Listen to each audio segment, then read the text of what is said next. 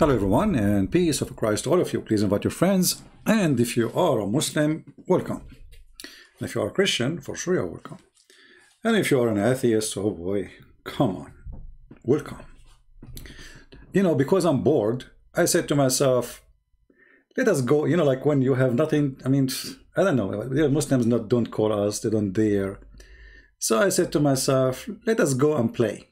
You know, like, let us look after the kids. So, you know, like it appeared in front of me a video of Sister Farid. I have to whisper because I don't want him to hear us. You know, if he hears us, he might join us. And if he joins us, I will be in trouble. You know, we told this kid, if you are brave enough, call me, I will call you. And the one who hang up first is the loser. Still he will do it. Like Mimi Hijab, he hang up on me 7 times in less than 3 minutes. Anyway, so today, Brother Fifi is going to explain to you how Christian prince lie. And I really enjoy the response. It's fantastic. Assalamu alaikum, everyone. This is perhaps one of CP's most awkward videos. And this is why I chose that, because this is the most awkward. I mean, come on. I'm not going to choose something not awkward. I mean, this is the best you can do. Okay. Get your kids out of the room. I'm serious. Get your kids out of the room. We will talk about Muhammad. Why? Are you going to read the hadith where it says, go and bite the penis of your father? Which your prophet said? Why you want to get the kids out of the room? And what do you mean kids? Like Aisha, she was 6 years old. Is that the kid you're talking about? Or in the video you told us that she was mature and she had her period. When in the hadith it says she did not reach her period until she had the age of 14, sorry. What a potato. Hey kids, Aisha, leave the room. We will talk about panties. Go ahead. Serious. I'm not going to be responsible for this one. He is not responsible. Disclaimer. Please, disclaimer. Yalla, bismillah. Yalla, yalla, bismillah. In the name of Allah. You will talk about panties in the name of Allah. I mean, what's wrong with you? Yalla, bismillah, let us talk about panties. Actually, it match. You're right. You choose the perfect name to the perfect topic. Yalla. No problem. Chapter 33, verse number 50. Here we go. Here we go. And this is only a privilege to Muhammad. Only a privilege to Muhammad. Any believing women and any believing women who dictate her panty to the Prophet. If the Prophet wished to with her, actually it doesn't say, you know, it says to sleep with her. And this is only for thee, not for the believer. Isn't it obvious that this is a corrupt verse made by the corrupt man Muhammad for the benefit of Muhammad? Who is the only one who get the benefit of this privilege? Muhammad. For those curious, you'll realize by returning to commentaries that the verse is referring to the Prophet, peace be upon him, being allowed to get married without paying a dowry. CP. How I missed that. Muhammad is getting sex for free. Brothers and sisters, Ibn Kathir, and I believe in women if she offer herself to the Prophet and the Prophet wishes to marry her. A privilege for you only. Okay. Okay, why Muhammad should not pay for the sex he will get from the women? Isn't it you Muslim, you say that the dowry is the right of the women for her protection? And where it says to with her, and why he have, I mean, is he a Muslim or he is above Islam? Obviously Muhammad have a privilege, all of them about money and sex. And this is your translation, a privilege for you only. Which prophet he have a privilege for him only? Isn't it the Prophet is the first one who to follow the law? Or he have his own law? God, he made a special law for Muhammad, so he's not a Muslim? Because now, if we say to you, Is that for Muslim? You will say no. This is not for Muslims. So this is for who? Muhammad was a Hindu? And look, in my video I was showing Tafsir al-Qurtubi. He went to Tafsir Ibn Kathir where he said nothing. Because we are talking about what? We are talking about not only women offer herself, we are talking about Zainab, Muhammad is sleeping with Zainab, Muhammad doing the boom boom to Zainab, Muhammad he spy at Zainab, Muhammad he sees Zainab standing, seeing see-through clothing. All of this is gone. He went to Ibn Kathir because there's nothing. And from all the tafsir he called this, that's it. He refuted me. That's it. The story is over. And if I say to him, do you accept Ibn Kathir for different verses? He will say no. Like this idiot, when he spoke to me with Mimi Hijab, he said to me, oh, you said that Bulos, Paul, is a messenger of Allah in Ibn Kathir book. Huh? It says there, the reporter is this guy. Give us, I give you 3 seconds to give me the reference. 30 seconds. And then I was reading from different book of Ibn Kathir. And both idiot, they were reading the same tafsir. I was reading from different book. I told him, I'm reading from different book, you idiot. So he refuted me now by saying, Ibn Kathir, he said, this is only privilege for the Prophet, just not to pay dowry, that's all. That's all. Yeah. That's the only privilege he got. Poor Muhammad. Looked like Allah is not favoring Muhammad at all. Go. Let us hear more. He has a completely different interpretation, which is... I was reading Al-Qurtubi. It's my interpretation. much more than just an interpretation. Rather, it's just an outright lie. This is what it says. This is about those are the whores of Muhammad. They are his wives. They are offering themselves for sex. First lie. CP argues that the verse is saying that this ruling is a free pass for the Prophet, peace be upon him, to have sex with whomever he likes. The text does not say this, and we can see quite clearly that the verse... Hold on, look guys, the text, and look, he have an arrow. It says whoever wished to with her. So now it's not about having sex with everybody, it's whoever he wished to with, brother. I mean, don't you see it? Are you blind? Look, he got you busted. Look, whoever he wished to with, how he with her. This is your Muslim translation. Whoever he wish.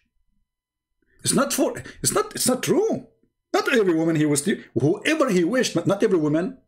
Only the one he wished. To what? To with her. What? You know, the word with her here, which is your translation, mean what exactly? He will put her in the shelf? He will take her, put her in the storage room, in the kitchen, or in the bedroom. Potato. Get us more busted, please. Go ahead. Let us continue. Is referring to marriage. So marriage, whoever he want to marry. I mean, the Muslim, they can have only 4 wives. According to Fifi, Muhammad, he can marry as many as he wishes. Privilege, brother. Only, I mean, what's wrong with that? Okay, but if a Muslim, he have 5 wives, like let us say he have 4 and then he got number 5. Is that adultery in Islam? They will say, yes, haram. Haram, brother. Okay.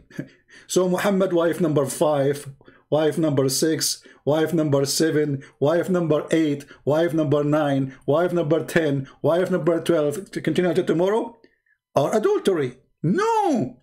Brother, it is not adultery because it's a privilege for the Prophet.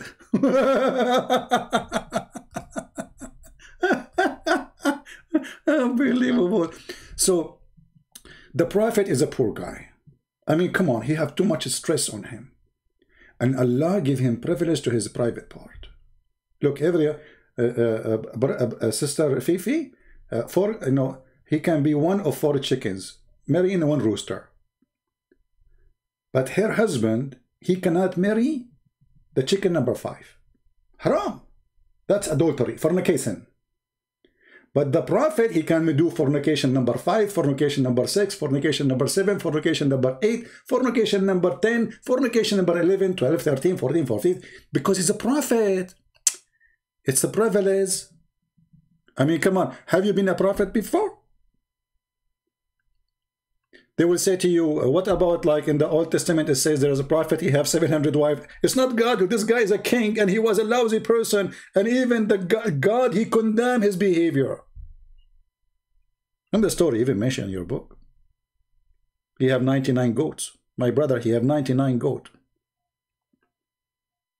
So Muhammad, he have a privilege, and the privilege is about his private part.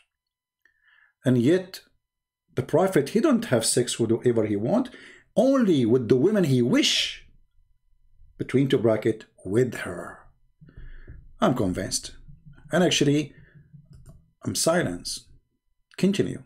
It's not what it says. This is what it says. Any woman, she can give herself to the Prophet. And not only that, Muhammad, hold on. After that, Muhammad, he started receiving ugly women. They want to sleep with him. And Muhammad, he look at them. They are disgusting. So look what he did. He made a verse right after it. He says, "Thou mayst defer who, you know, the one who turn away from him, or the one who choose." So Muhammad, he can, like, let us say you come to him, you don't like how you look like. Maybe you're older. So he say, okay, this is too much. Too many women, they are coming to sleep with me.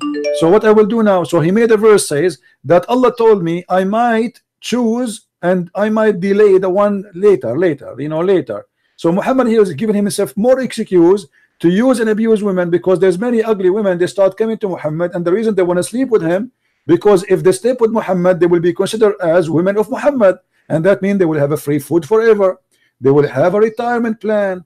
They will have respect of the believers, because that's it. They are the, excuse my language, they are the bitches of Muhammad. Second lie by CP. There is no evidence for his claim that this has to do with unattractive women. This is nothing more than an outright lie.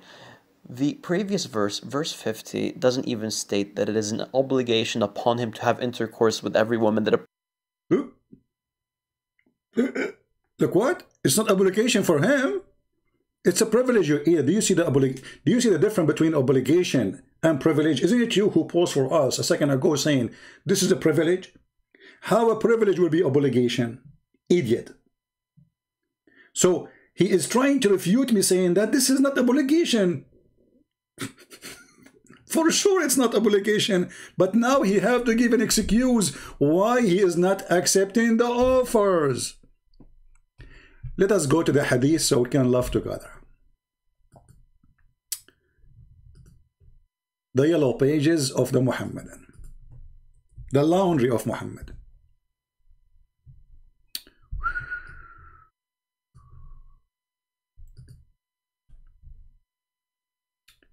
I was among the people with the Prophet when a woman stood up and said, "O Messenger of Allah, she has offered herself between two brackets in marriage." He's so handsome. I mean, you cannot do what you can say. I mean, women, they are lined up. So see what you think of her. He remained silent.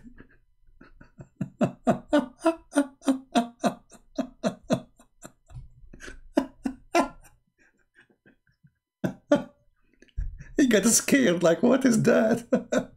What I did to myself, I said, any woman, she offer herself, and those women are offering themselves. And look at this woman. This woman, she don't look like a woman, she looked like a man.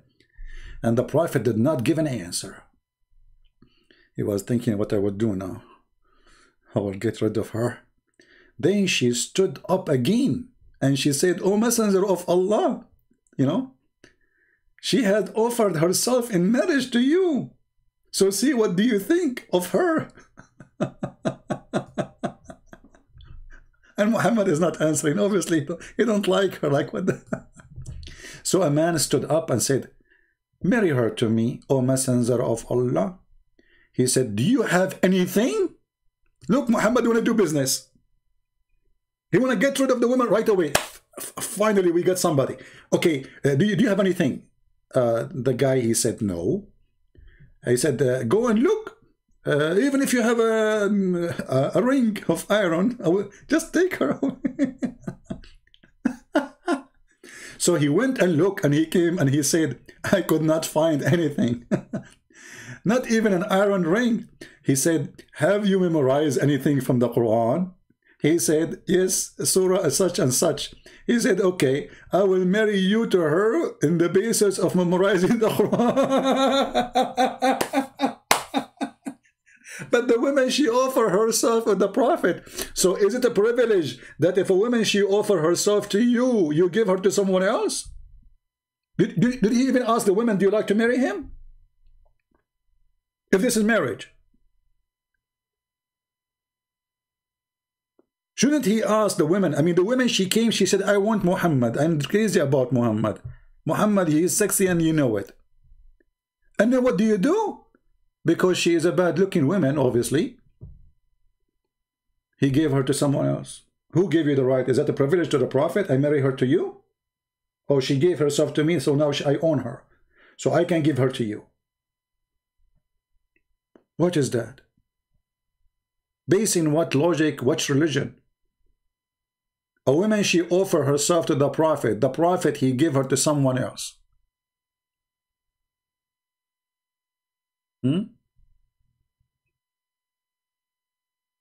So he said, this is not true. Actually, it's the verse about the Prophet, he differ any he like, he don't like.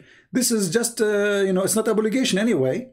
So why? So are you saying the verse there where it says any women, so if the Prophet, he want to differ any, there's no need for it? Are you saying, Fifi, that Allah made a mistake and he said something is not needed? That's what you said. You said, actually, in fact, it's not obligation. So what's the point of this verse?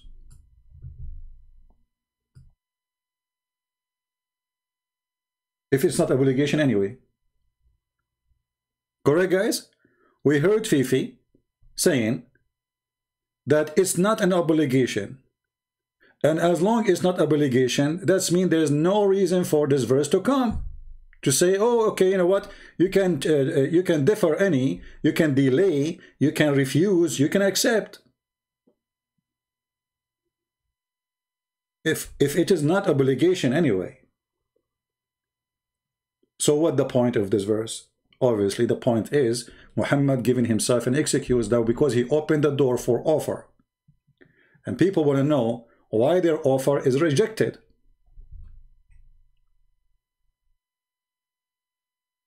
Like you go to a government and you are a good citizen like Muhammad, you only kill and rape and steal. That's only the crime you do. You're a good citizen. And then you apply for the government and they say to you, your application is rejected. Shouldn't you say, know why? So this verse here, verse number 51 in chapter 33, says, you may differ, turn off any of them away. And you can receive any who please you. This is too is a privilege to the Prophet. See? Obviously Allah, he is not favoring Muhammad's sexual desire. And this is why Aisha, she said, Inni ara rabbuka yusari'u ila hawaka ya Muhammad. I see that your God, Muhammad, he rushed into your desire, Muhammad. What desire he's talking about? Sex. Aisha, she said, I was jealous. I was jealous. Jealous from what? So Muhammad, by giving those verses, he silenced the wives who start complaining. In the same time, he gave a legal reasoning for sleeping around with as many as he want, because it's a privilege. Let us go back to our sister Fifi. Peace upon her. Approaches him for verse 51 to be introduced as an alleged cop-out. Of course, I'm referring to CP's sinister interpretation. Lady, do you see what it says here? Yastankihuha. Yastankihuha is a continuous verb, and you speak Arabic, don't you? Okay, so is it continue? Is it continue? Yes or no? Am I lying?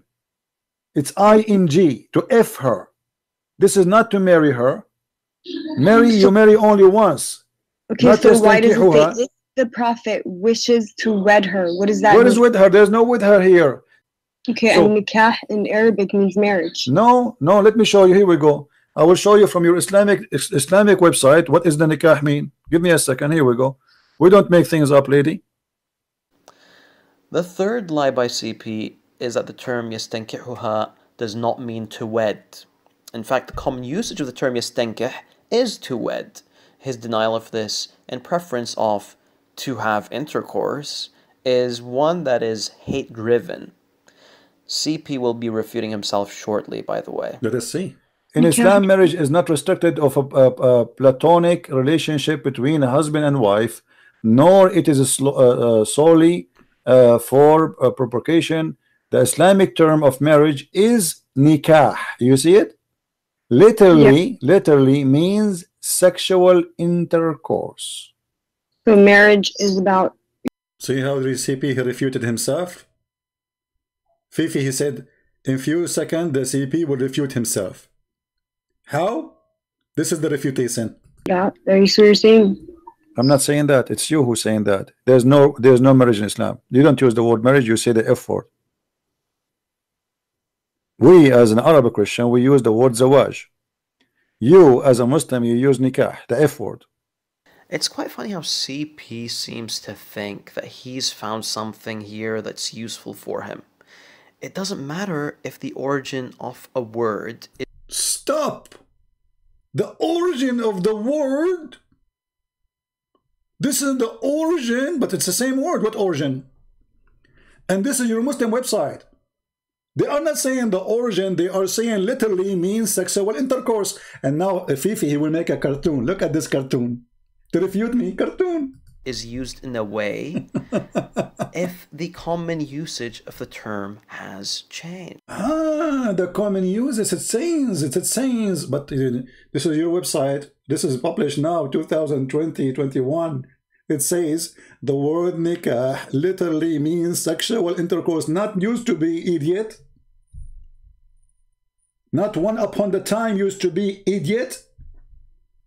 It says the Islamic term of marriage nikah literally means now, means not yesterday, not the day before, not the origin, potato. In this case, this is explained why he don't dare to call me. I'll let me call him. This is the origin, brother. CP is driven by hate. This is the origin. Where it says the origin. Anybody see the word origin? It says means, literally means. In Arabic, we have a word for marriage. It's called zawaj. Use it. Why you want to use the word which is, according to Fifi, originally mean fu?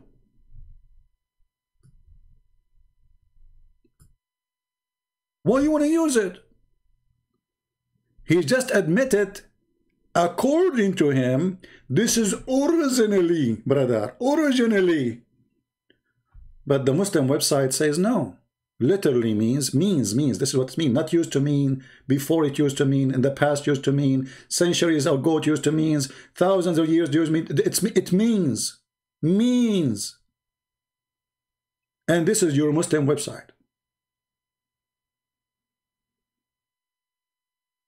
So he could not answer, so he said, originally, this is originally, brother. See, we got you busted.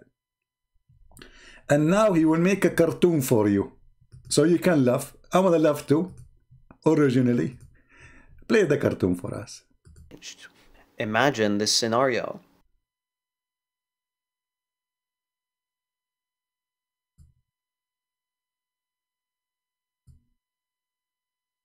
A contracting company purchases a crane for $100,000. After making the purchase, the salesman pulls out a dead crane from behind the desk. The contractor says, What the heck is this? The salesman, a middle-aged, grumpy Arab Christian, responds, I am a scholar, you are a donkey. The salesman is arrested for fraud and the people rejoice. Yay! Yay! The end. The end. There's none. And he is arrested. This is the most important part in the story. He got arrested too. You potato. You just made yourself a joke. So you are saying that your God Allah is using a word which originally mean to F you, because he is short in the language. And now there's a guy, he is a middle-aged Christian, as you called him. He's a grumpy. Like what? You know, 54 and 6 years old girl together. Hey, wife, where are you? Come on, come from under the table. Yeah, come on. Grumpy.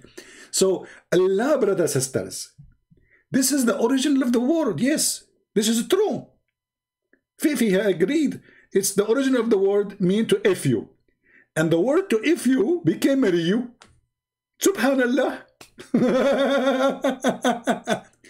And look, in the video I asked the women why it is ing.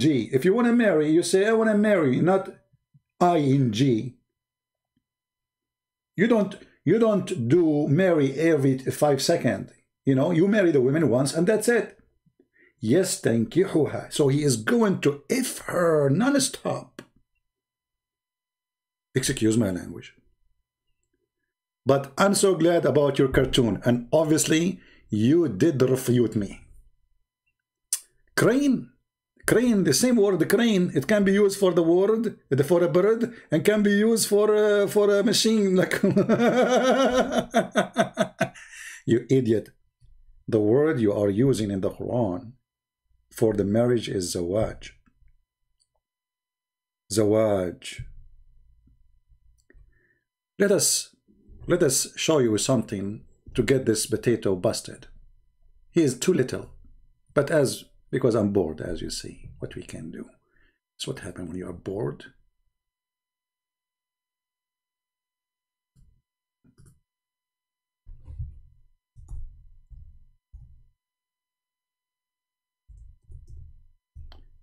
We are typing in English again. This is typing Arabic.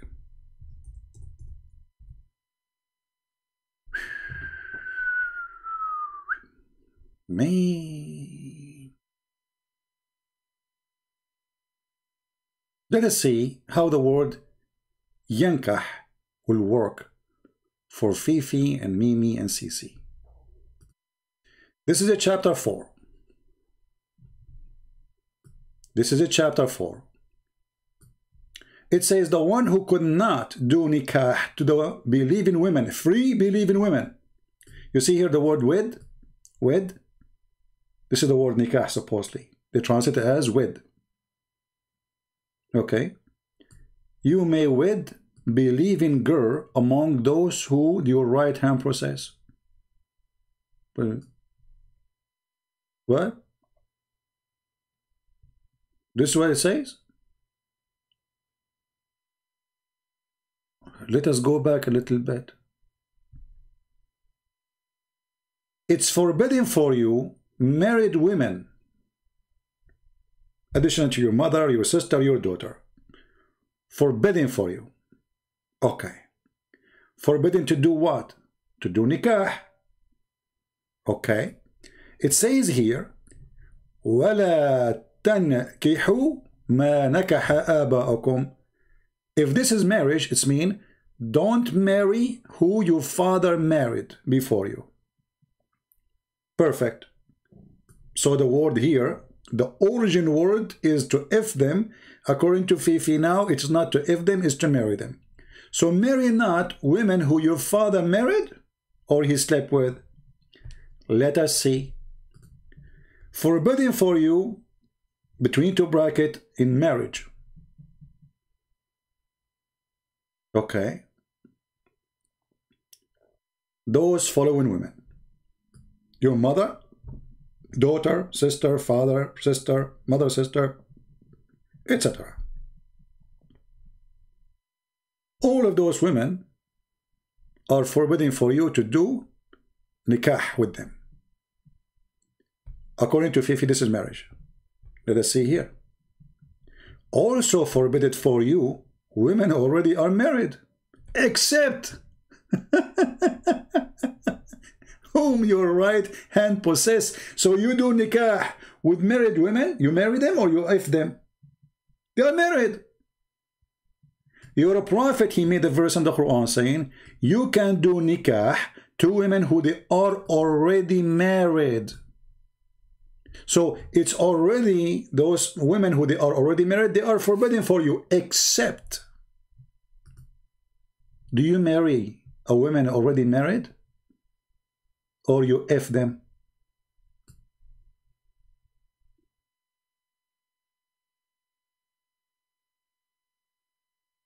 The verse after it, it goes farther.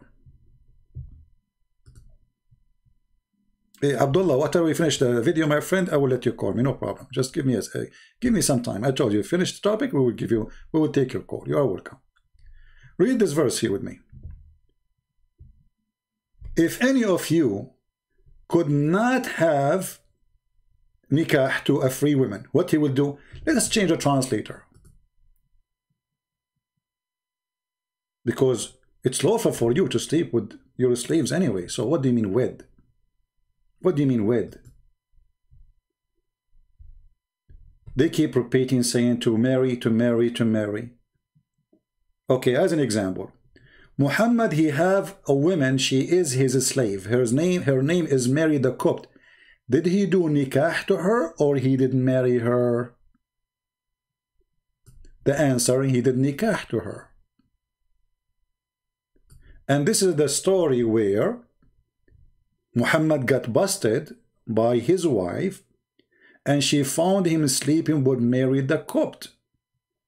Was Muhammad doing nikah to her as F-word or nikah to her as wedding her? Muslims, you know, they say to you, oh, this is a woman he married. Liars. We can show you the fatwa where it says the Prophet never married Mary the Copt. So according to what law he was sleeping with her? They will say to you, she is his right-hand process. Stupid.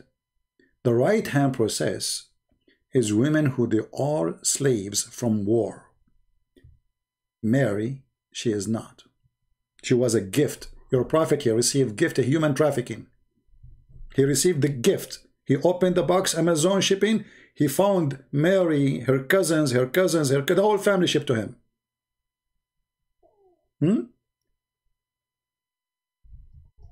Let us find the fatwa, so the Muslim will not say he married her.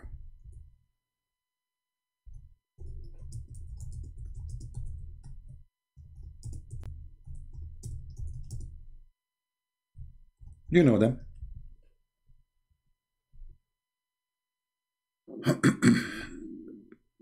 Oh, my stomach is talking.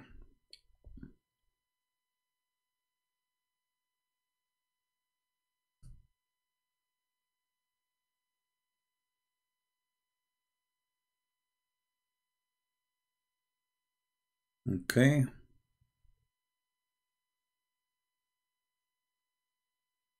I'm just searching for the thing, the fatwa. Okay, here we go. This is the Muslim website, Islam question and answer. Those supposedly are scholars, not like Fifi and Mimi and Susu. Fifi, he say Allah have hands. Muhammad hijab, he says, who said so? Okay. Question. Was Maria al-Qubtiyya one of the mothers of the believers? Muhammad even made them mother of the believers so nobody can sleep with them. Privilege to the Prophet. He sleep with women, that's it. Nobody can have her. Even after he died. He owned the women. Question. There's no doubt that Maria the Qubtiyya was the cucumber. I don't know how to say the word.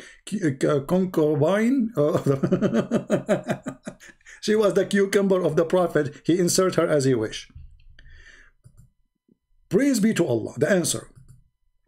The Prophet, peace and blessing upon him, he did not marry Maria the Qubtiyya. Rather, she was a sex slave. And she is a gift from the ruler of Egypt. So the Quran says it is lawful for you to F women who they are, even if they are married, as we showed you in chapter 4 verse 24. Even if they are married, you can't do nikah to them. So nikah cannot be marriage. Muhammad was doing nikah to marry the Copt without marriage, and he never married her. And the Quran gave Muhammad license to have sex with right hand possessed from war. This woman, as you see, she was given to him by Al-Muqawqas, the ruler of Egypt.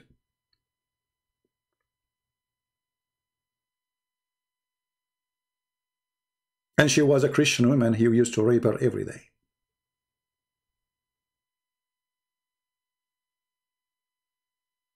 He did not marry her.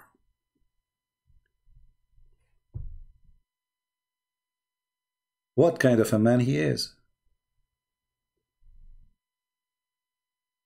You see, when Abraham, he wanted to have a child,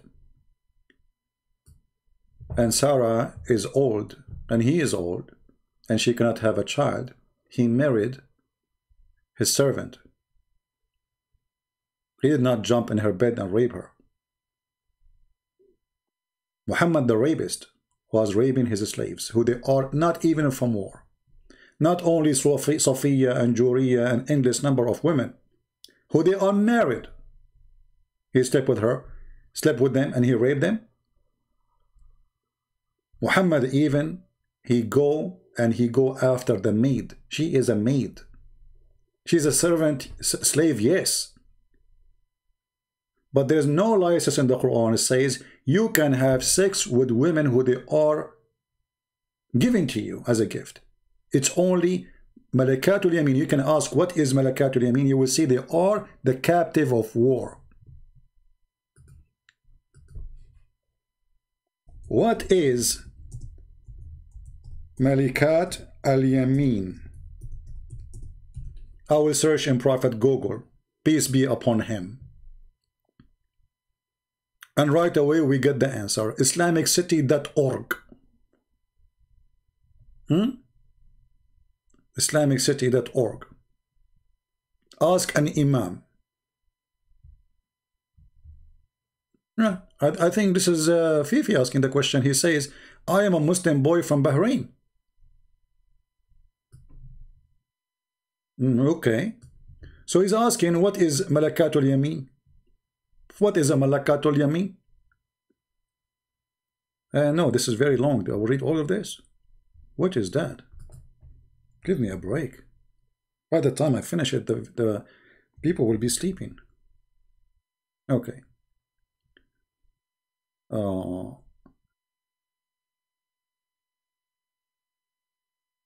They are a spoil of war. The Mujahideen took positions of slave women as them take possession of the spoil of war. Let us go to a different website. This is too much reading for nothing. Look, there's too many videos, you know? Too many videos, brother. Questions about Islam. So this is a question about Islam. Okay. Milk Yamin means here we go. Shopping with women outside of marriage. Malik Al Yamin. You know, the best way I think he got to her. Well, this is a story here. Let us go to the Quran. Better from just looking around.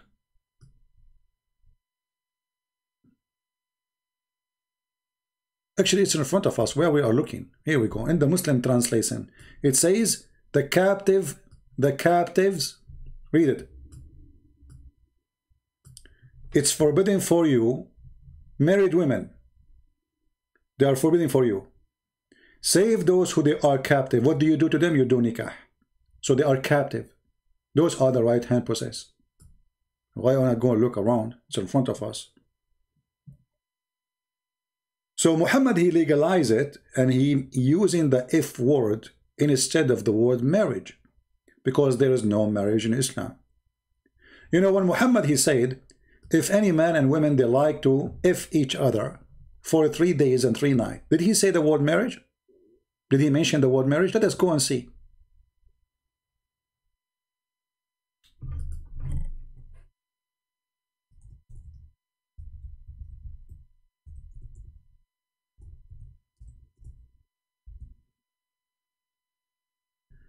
In the Muslim translation, they added the word marriage.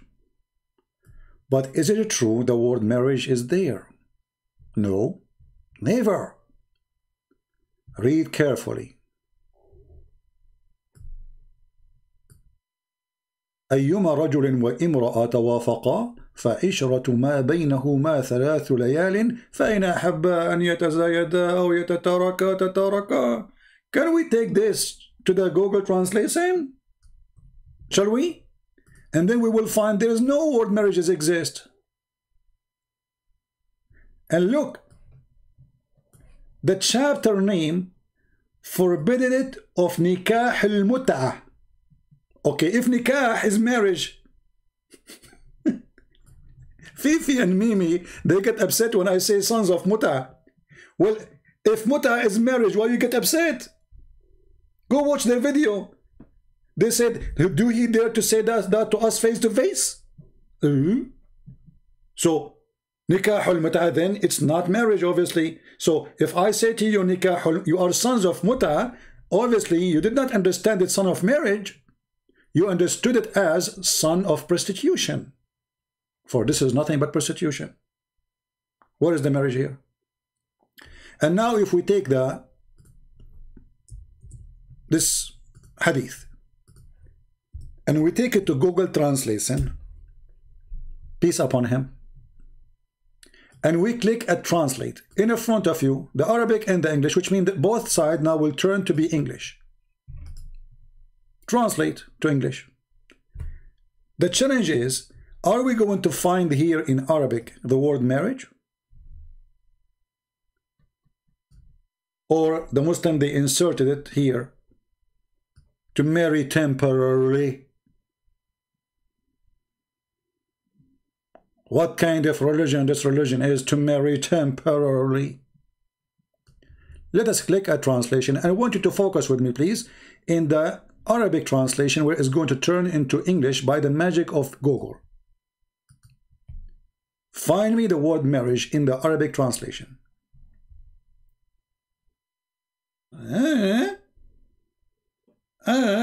There's no marriage. Any women and man, they agree together to do boom boom for 3 nights. Not the translation here is wrong.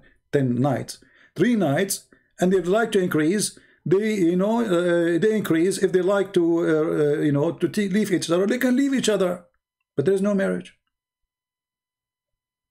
And now Fifi, the smart boy, he will say to you, it says here this is abrogated. Why, Allah, he found that he's wrong? Or because people start asking questions like us, what kind of religion is, where people, they go and rent each other for one night stand. So there's no marriage.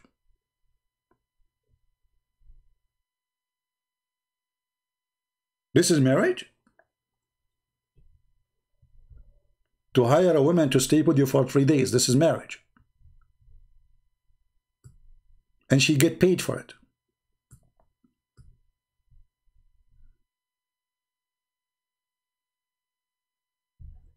Unbelievable. And then, if we go, let us do this a little bit. We mentioned in the video, and Fifi, he answered, he said, Christian Prince would refute himself. He said the origin of the word is nikah. The origin. Okay.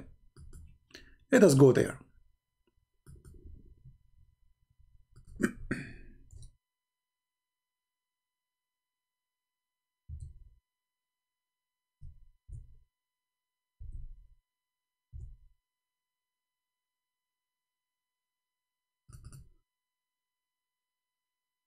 Let us go there and see what is nikah. And again, we will use Muslim website, not me speaking. Here we showed you that the word nikah means literally sexual intercourse. That's it. Okay. But how you do nikah with the women in Islam? What is the duty of a woman in Islam? The women who will do, you will do nikah with her. What is that? What she is exactly doing? Read carefully. In some work, let us zoom in.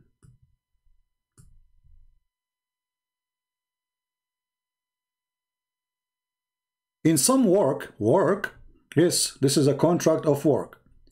A special term is applied to women who participate in the muta. Between in Arabic now they are saying mustajara. What mustajara mean? Or rented women. Muta is considered kind of rental. Let us stop here. As long the word muta, the Muslim, they add to it the word marriage. So how it is marriage and you are renting the women?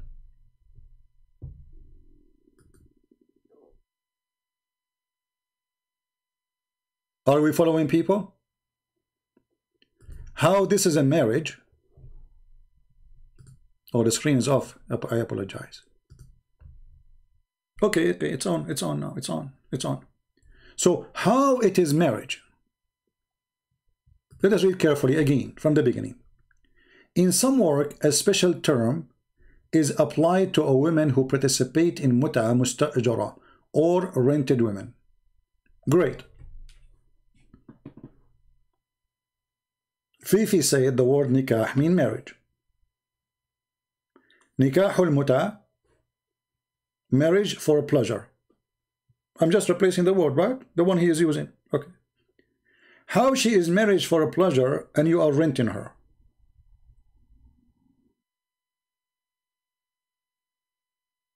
Any Muslim can tell me? How we can rent a woman? By marrying her? When you marry a woman, you are renting her? Or you are renting her private part? Muta is considered a kind of rental because in general, a man basic aim of this kind, between two bracket, marriage is sexual enjoyment of the women. This is the aim of this marriage. How we can call it marriage? So we rent the women in Islam. She is married. She's rented, yes, but she is married, brother. This is legal, halal. And my purpose of renting you is sleeping with you, halal. It's not to have a family. No. Just we want to boom. 3 days, 3 nights. What is the word marriage? This is why in the hadith of Muhammad, the word marriage never appear. In return, the woman she receive as a return of his enjoyment, she receive a certain amount of money or a property. So in the video, Fifi, he said the Prophet, he don't need to pay dowry. Remember? He don't need to pay rent. The Prophet, he will rent the women for free.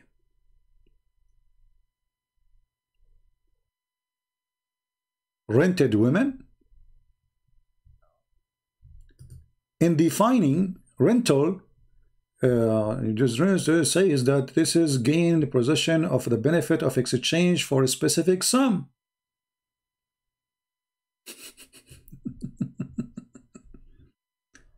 The only religion who allow you to rent their daughters. And this is a religion, and they are talking about, this is not effing her, it's marrying her. Hello. What a disgusting cult. I'm not going to ask now why Muhammad, the Muslim, they say that Muhammad, he made a hadith forbidding the muta. But the muta is a Quran. How you can forbid the Quran by Muhammad's statement?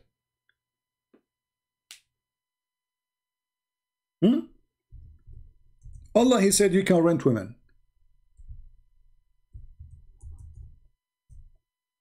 Muhammad later, he changed his mind. And he said, don't do it no more. Actually, there's very strong hadith saying that the Prophet of Allah and his followers, they practice muta. Even after Muhammad's death, they continue.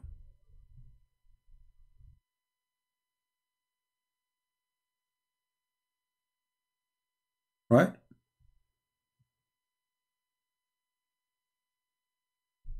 Let me try to find you the hadith.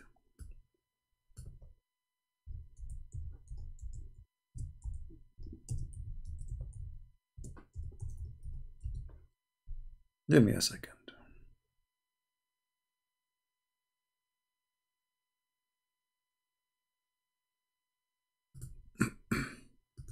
And don't worry, I will show you the screen again. Let me find the reference. By the way, a few hours later, we will be live on air. I don't know how we can do it now. Maybe I will change the timing. Let's see.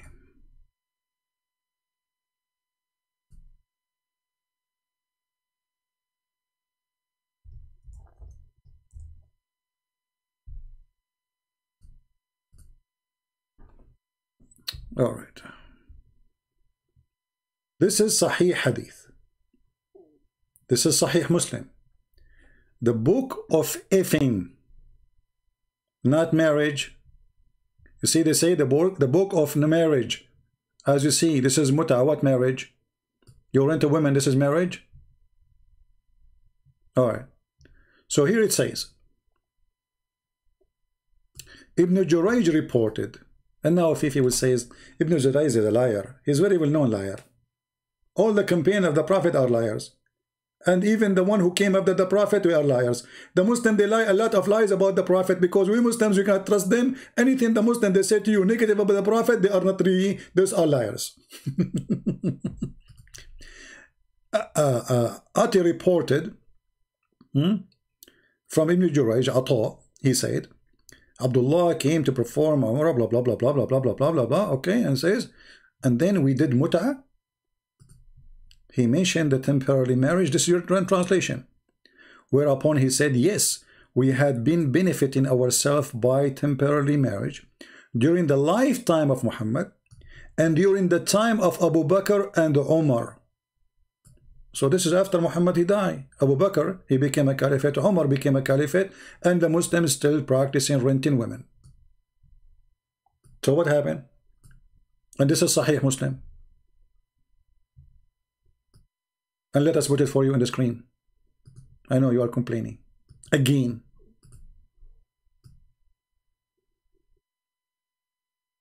The book of Nikah, the effing book, chapter of Nikah al-Mut'ah. Permitted, then abrogated, then permitted, then abrogated, then permitted, then abrogated. What is this? Is it a joke? Was Allah changing his mind? Allow it, don't allow it, allow it, don't allow it, allow it, don't allow it, allow it, don't allow it, don't allow it. And then here it says,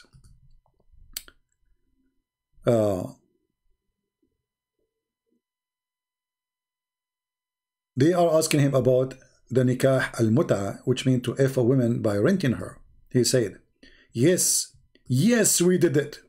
Yes, we had been benefiting ourselves by this effing temporary contract during the lifetime of the Prophet and during the lifetime of Abu Bakr and during the lifetime of Umar. So how the Muslim Sunni, they say, and this is Sunni book, that renting women, effing women as rental is abrogated. Very weird, stupid cult. They do as they wish. Whoever controlled the chair, he do as he wish. Egypt was Shia, overnight became Sunni. Why? We changed the caliphate.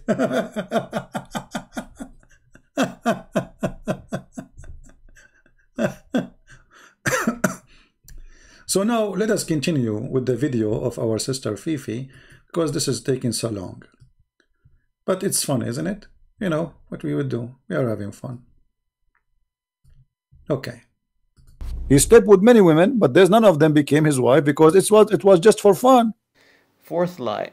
I don't even need to comment on this. This is a baseless claim by CP. You are, let us say you are walking. I'm not insulting you, by the way. Don't take it as personal. Let us say you are walking in front of Muhammad and he saw you, he liked you.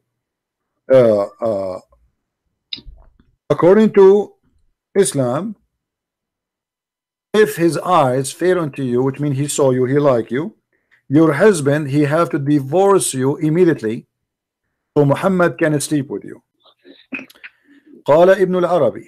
Let us see what قال ابن العربي. This is Quran interpretation for that verse. Read. You know Arabic, that will make it a lot easier for me. Do you see in front of you on the screen the Arabic? A challenge to Sister Fifi to read the 16th privilege of a Prophet Muhammad in the book of Al-Qurtubi. Instead, he opened for us Tafsir Ibn Kathir. We did not even have opened. You know, when you refute somebody, shouldn't you even read at the same page he's reading from? No, we opened a different book. Have nothing to do with the topic.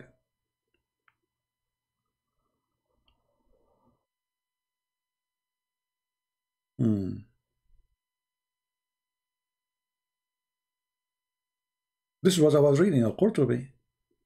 Let us read together. Do you see it, Sarah? Do you see the Arabic? I see it. Okay, does it say إذا وقع بصره على امرأة وجب على زوجها طلاقها وحل له نكاحها?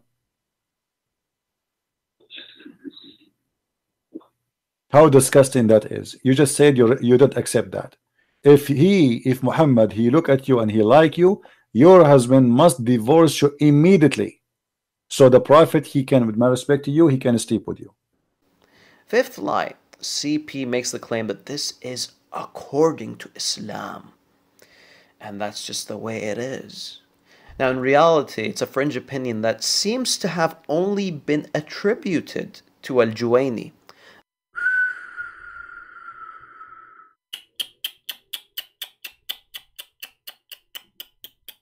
And look, he highlighted in this box. Okay, what do you say Al-Juwayni? Where is the Juwayni? Where is the word Al-Juwayni? What is that? And look, you see the arrow? Because you don't speak Arabic, you think when you see this arrow and he put it between brackets, it says وَقَدْ مَضَى مَا لِلْعُلَمَاءِ فِي قِصَّةِ زَيْدٍ مِنْ هَذَا الْمَعْنَى. This is reported by many scholars and many of them, you know, they spoke about it. So you are putting for me the bracket there for what? They don't know Arabic. We say whatever we want.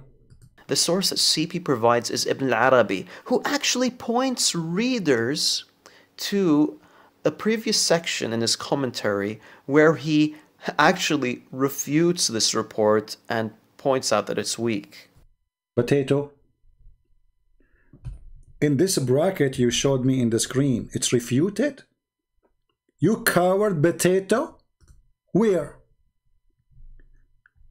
Let me draw a blue line in the top of your line. I want this coward, the one who don't dare to call me, neither to let me call him, to tell me where here he refuted that. Coward, read, you idiot. It says regarding their saying that the Prophet of Allah, he saw her and she fell into his heart, which means he have a lust for her. That is not accepted. Fabatil, you stupid idiot. Where is the refutation? He's talking about when he saw her, he fell into her. Where he spoke here about if he see a woman, the husband have to divorce her so that Muhammad can have her immediately. So the coward, he showed the page, and this is why you will see how fast this page will disappear in the video. He put it like for a few seconds. If I click right now, it's going to go. Disappear right away. He put it for a second. What this guy is saying here, that the statement that when the Prophet, he saw her, he fell into her, he says, well, how that can be if she grew around and he saw her many times, so how come this is the time his heart fell for her? And now when she have a husband, he fall for her?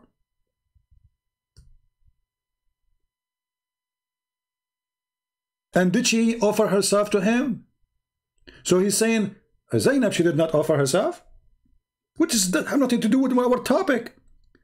I just said to the women, and this is what he's supposed to try to refute, that if the prophet, his eyes fall into a woman, her husband must divorce her. You said this is refuting what I said where?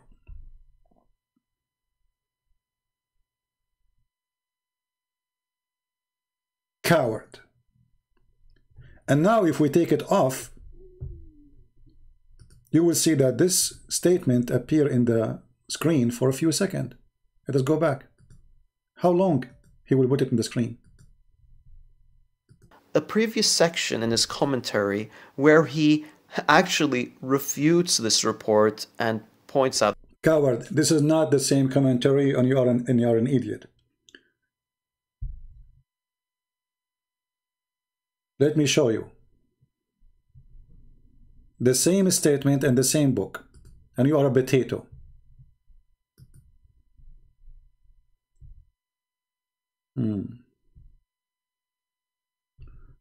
Give me a second, let us find. This is what he was quoting. I will put it in Google Translation so everybody will see that this guy is a potato. He don't know what he's talking about, and because he's a potato, he is quoting something have nothing to do at all with the topic. I said that Ibn al-Arabi said that if the prophet, his eyes fall into a woman, her husband must divorce her. He said this is refuted here. It has opened the screen for you. All right. Fatwa number 47954. How accurate the story of etc. which mentioned in Al-Tabari, Al-Qurtubi, etc. Talking about the same topic. Then this guy, he searched Google, he did not know where he's quoting from. He said this is from the same place. The place I'm reading from, you idiot, this was Al-Qurtubi. Here what you quote for me is this part.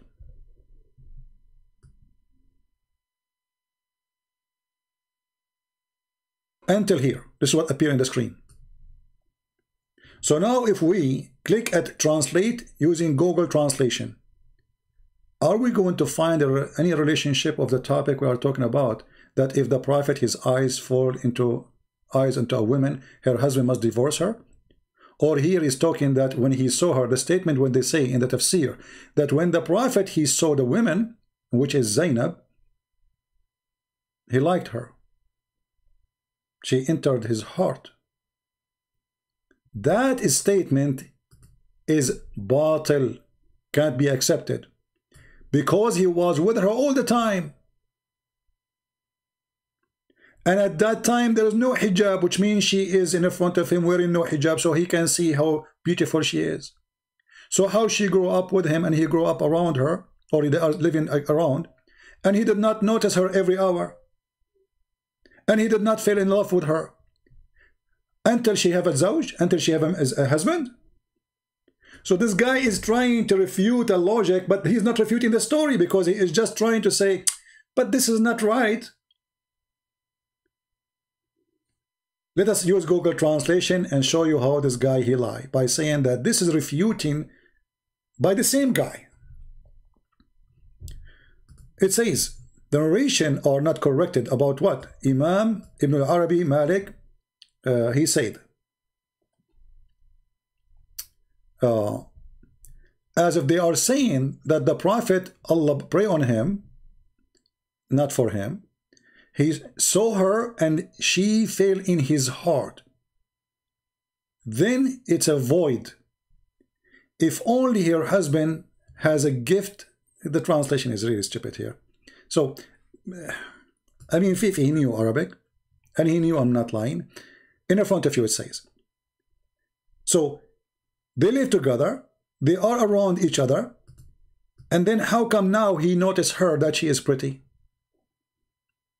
But Ibn al-Arabi is the same person who is saying, if the Prophet have 16 privilege, potato. Let us go here. And this is why you don't want to open the page and read for us. Ibn al-Arabi himself saying the following: وَأَمَّا مَا أُحِلَّ لَهُ صَلَّى اللَّهُ عَلَيْهِ وَسَلَّمَ فَجُمْلَتَهُ سَتَّةَ عَشَرَ. And what is made lawful for the Prophet, which is a privilege, 16 things. I will use Google Translation. This is Ibn al-Arabi talking.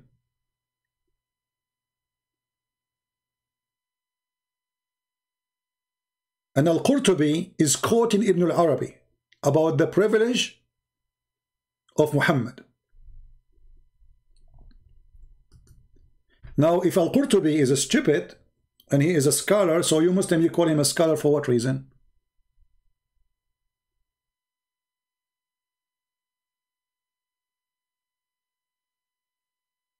Ibn al-Arabi confirmed that this statement, إذا وقع بصره على امرأة وجب على زوجها طلاقها وحل له نكاحها. قال Ibn al-Arabi هكذا قال إمام الحرمين. And this is what the Imam of al-Haramain he said. And what other scholars they mention in the story of Zayd.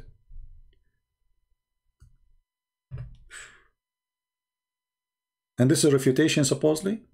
So it is mentioned truly in the Quran interpretation in many Islamic books, not only in Al-Qurtubi, that the Prophet, when he saw Zainab, he have a privilege. And this is why now they are counting for us the privilege of Muhammad. What is the privilege of Muhammad? There are 16 privilege.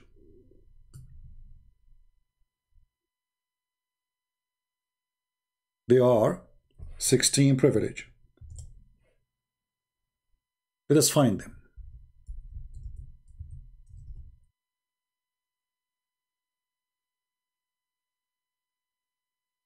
"16 privilege for a prophet of Allah."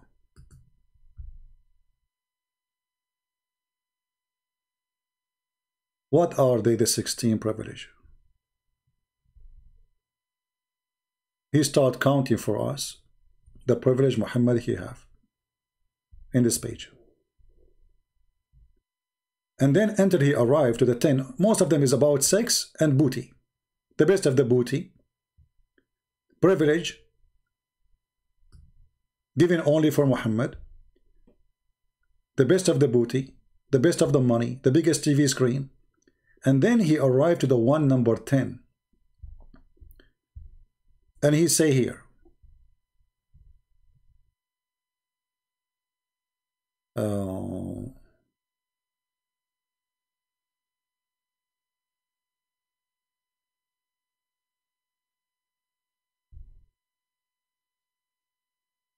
actually here he continue with more numbers, more than 16.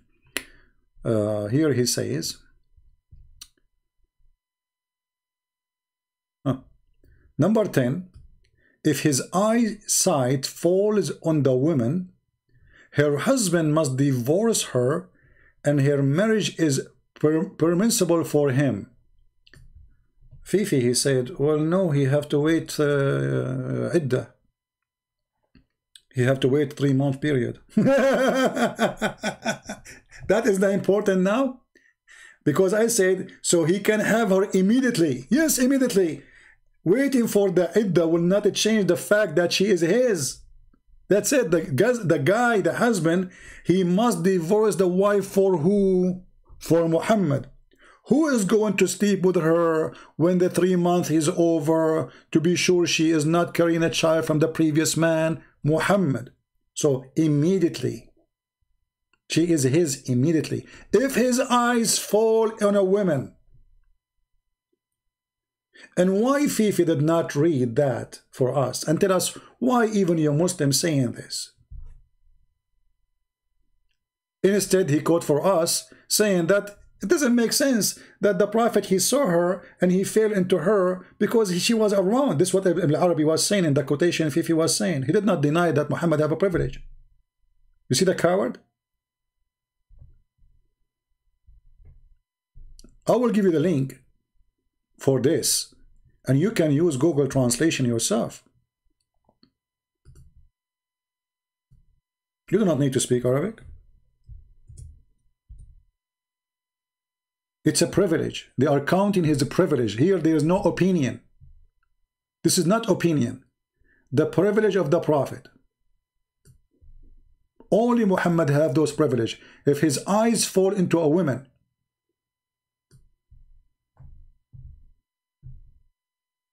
why Muhammad, if his eyes fall into a woman, the husband must divorce the woman immediately? No comment. Let us go back to the video because this is getting so long, and supposedly I will be live and again in 2 hours or 3 hours, I don't know. And now you will see how fast he take off this refutation from the screen. He take it off in a second. A previous section in his commentary where he actually refutes this report and points out that it's weak. This is the interpretation for the Quran. See how fast he put it in the screen? He took it right away, you know, fast. And he is showing us, why you don't use Google translation like I did, so everybody can see what you are reading. Does it say it's not accepted that if his eyes fall into her? Or he is saying it does not make sense that the women she was growing around him, she have no hijab and she was walking around and now he saw her. But Ibn al-Arabi, he ignored the fact that Muhammad, he saw her because she was wearing certain kind of a clothing.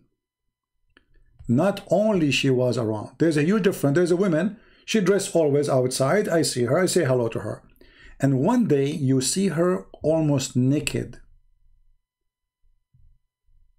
And then Muhammad, his private part move. And this is what the tafsir is saying. So Ibn al-Arabi was saying, it does not make sense. She's around him all the time, so he saw her. Now he like her when she have a husband? Has a fasid. That's bad. He don't accept that to the Prophet, but this is what the story is saying. And the story is saying too, that she was mutafaddila. She was almost wearing nothing. Let us go back.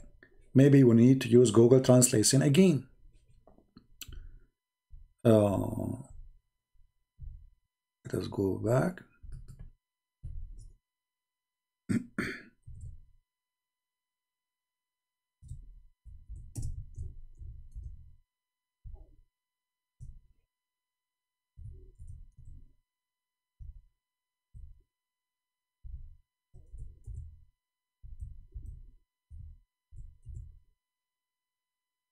Give me a second.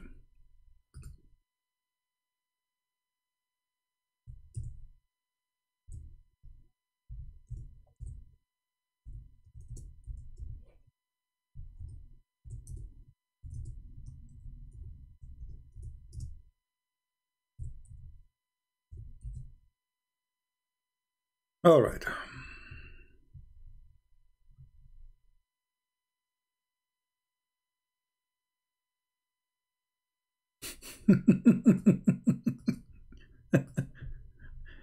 Fifi refuting me. I like it. See what happened to you, Fifi, when I have time? Let us see now. Let us see what will happen.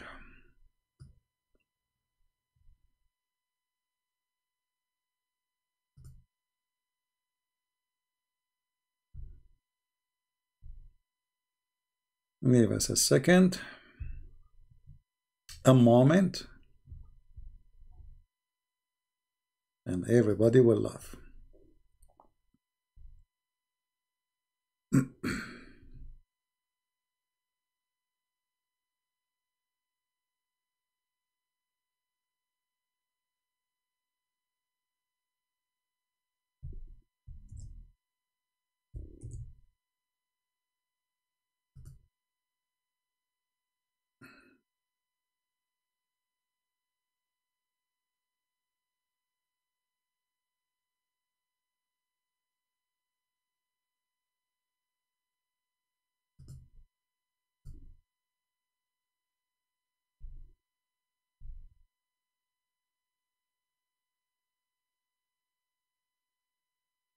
See,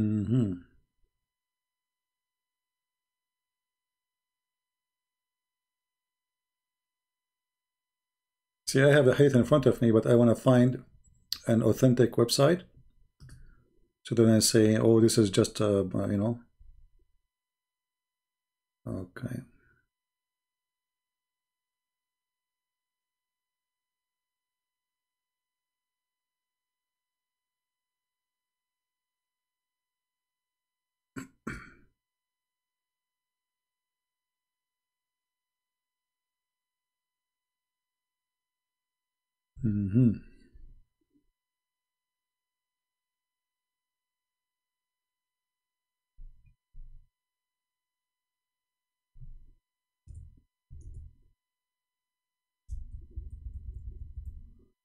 For some reason, hold on.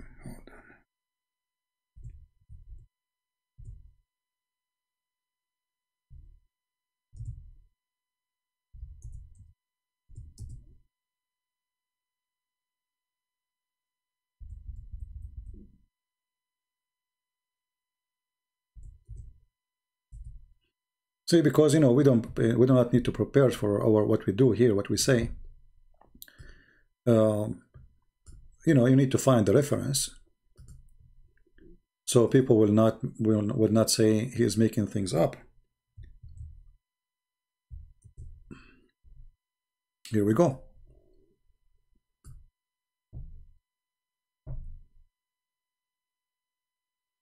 Read carefully with me. How Muhammad now he saw Zainab. Did he see her normally like she is walking in the street or coming to his house? No. It says here, وقيل إن الله بعث ريحا فرفعت الستر وزينب متفضلة في منزلها فرأى زينب فوقعت في نفسه. So Ibn al-Arabi, the idiot, he says this doesn't make sense. Muhammad always he saw the women. So how now he love her or he have a lust for her to sleep with her when she have a husband? But he ignored the fact that Muhammad he saw her now almost naked. Let us use Google translation. And again, if you want to find this, you have to go in the page, like let us say maybe 30 lines, you know, in the page. Like in the second part, let's say there's first part, second part, and here there's a dot, and then this is the part here. So it is Google translation. You can search when you use Google.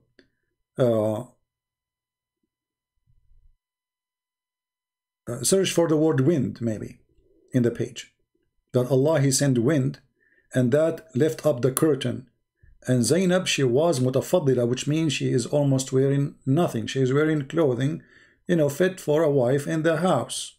Mutafaddila, which means she is wearing something revealing in her house. And then he saw her. Let us click at Google Translate. Okay.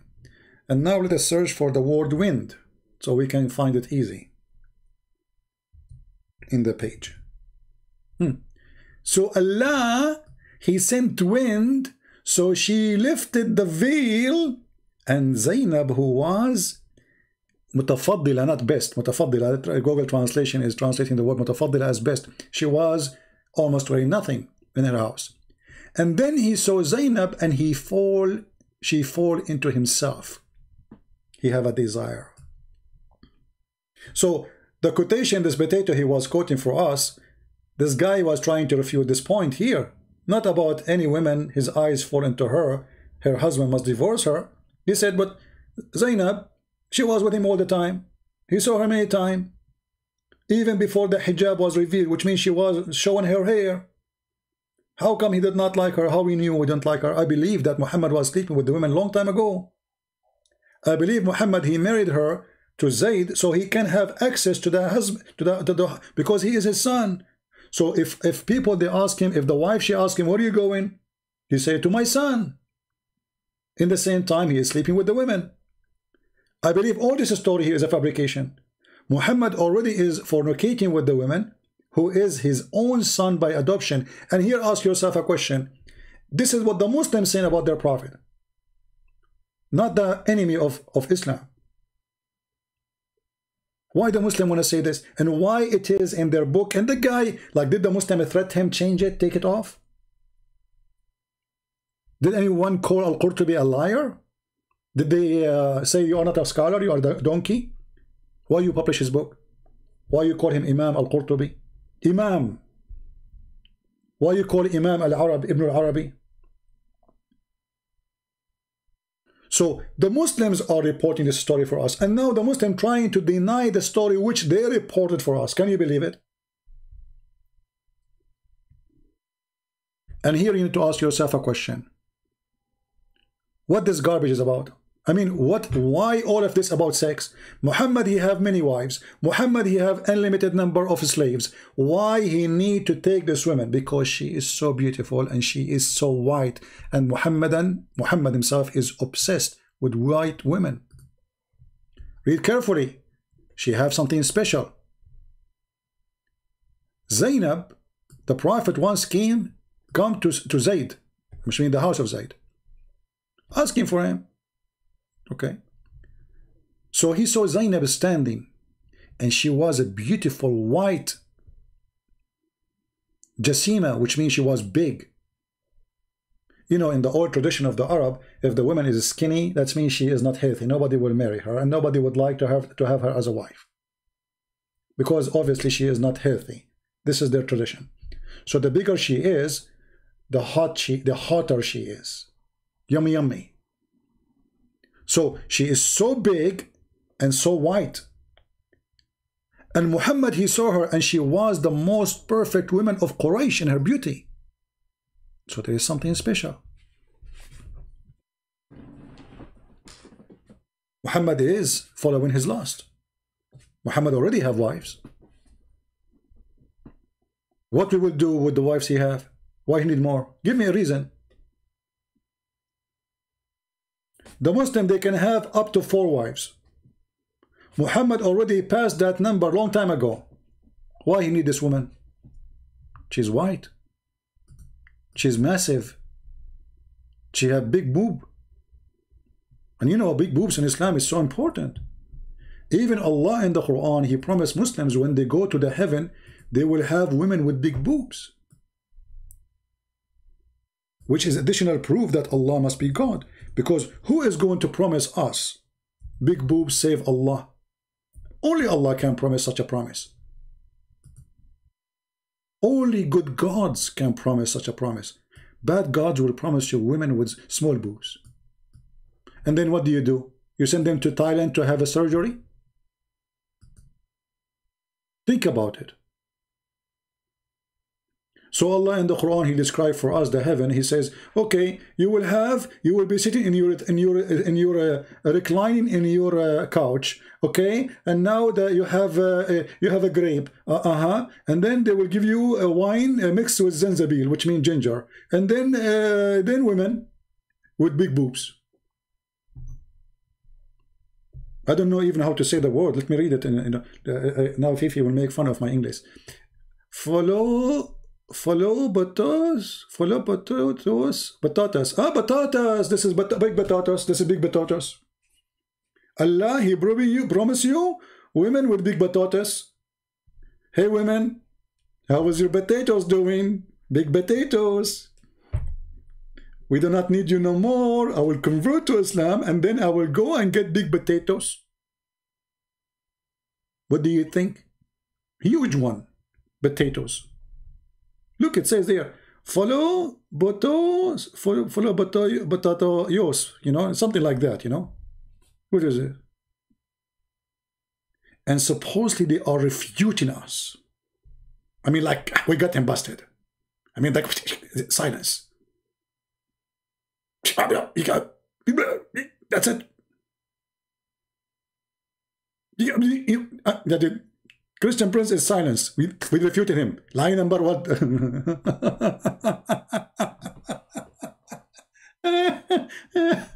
Unbelievable.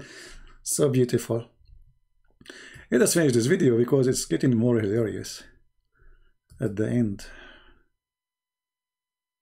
Oh boy. The god of boobs. Endless penis. It says clearly that if the Prophet of Allah, his eyes fall into a woman. Let us move this. We play this part. Let us move to the part he did not speak yet. Okay. Two lies here. As I've just mentioned, CP is using a false report from the Zayd and Zainab matter to argue this point. CP False report? I'm reading Al-Qurtubi. I'm reading, guys, I'm reporting false report. claims that this has to do with intercourse outside of marriage and that this should occur immediately. However, the text that CP is referring to clearly states that the Prophet, peace be upon him, got married to Zainab, not had. Look how good he is. He did marry Zainab. He did not sleep with her. There's a huge difference. Look at the good guy. He go to his son's house. He flirt with the wife and he said to her, praise be to Allah, the one who made my heart to flip for you. And look how decent he is. He married her. Can you be more decent than Prophet of Allah? You go to your son and the wife is there alone. And then you flirt with the wife. And you say to her with loud voice, my heart flip for you. The wife, she's big and white and beautiful. She starts melting right away. The wife actually, the second she heard Muhammad saying such a thing, she could not believe it. She felt like she is in Havana and she want to dance samba. The Prophet flirt with me? The Prophet? I cannot believe it. He's decent. He's a good man. He flirts only with married women. Let us dance samba. My heart, he felt for you. Zainab, you are big and beautiful. Alhamdulillah. Take a beer. You can do that except Muhammad. Great, wonderful man. And look how decent this woman Zainab. Obviously, she is in bed with him already a long time ago. When her husband, he come, she told the husband that your father was here and he said this. Imagine how painful it is that a wife, she say to her husband, your father, he was here and he said that he fall into me. And you are a poor son by adoption. The poor kid, he went to Muhammad immediately. And he said to him, please give me permission to divorce her. Even divorce, he don't have a permission to divorce by himself. You see, guys, the husband cannot even divorce the women unless Muhammad say do so. You see how much he controlled them? What kind of a man you are? You need somebody else's permission. And then he said to him, this woman, she is hurting me with her mouth. Well, that's mean Zainab, she is a bad woman. So why Muhammad want to have her? Exactly, this is the reason, because she's a bad woman. He don't want a good woman.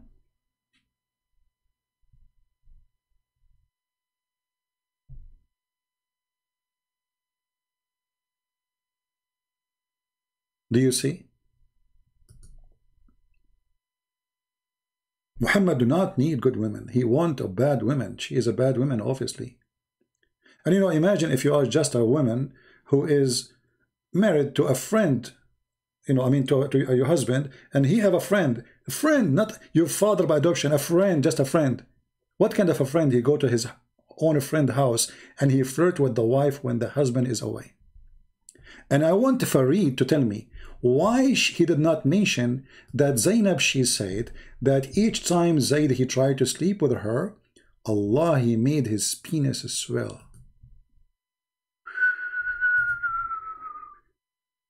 Fifi, I want you to put a picture of a penis which is swelling on the screen. And don't be shy. Islam, there's no shame in Islam, my friend. Shame is gone long time ago. Isn't you what Muslim you say? There's no shame in religion of Allah? She said here that after Allah Prophet, he flirted with her.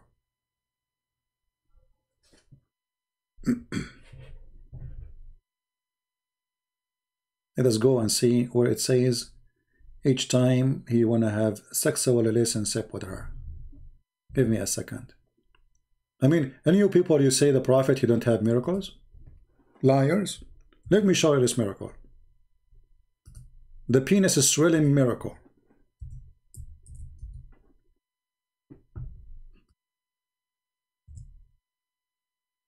Okay.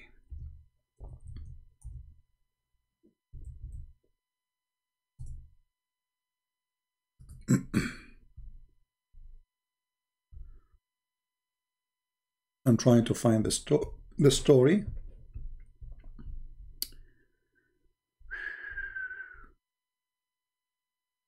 Where is the story? Ta ta ta ta ta ta ta ta ta.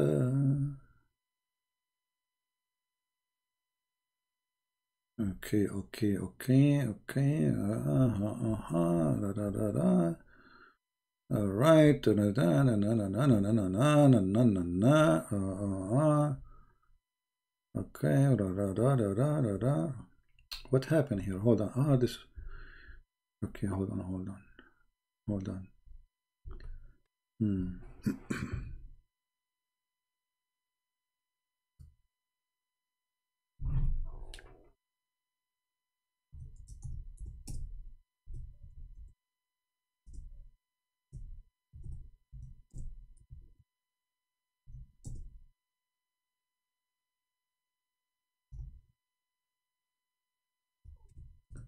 I'm finding the reference. Give me a second.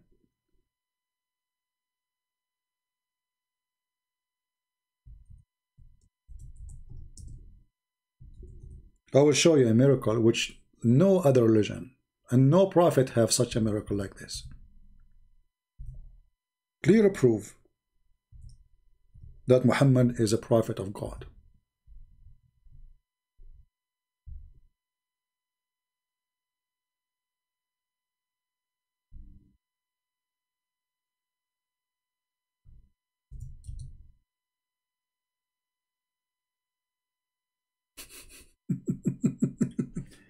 Guys, I'm looking for the reference and you will not believe what I found. I mean, Islamic religion is the most awkward, stupid religion ever. Look at this. I'm looking for something different. I'm looking for it should appear in the same there in the same page in the Islamic website of Saudi Arabia. But then I found this. I mean, I'm not even looking for this. Excuse my language. What is, according to Sharia law, the opinion of entering the finger in the anus of the wife during the sexual Imagine in Islam, you send a question to a scholar saying to him, hey, I'm doing this in my bedroom. I enter my fingers into her. Can you believe it?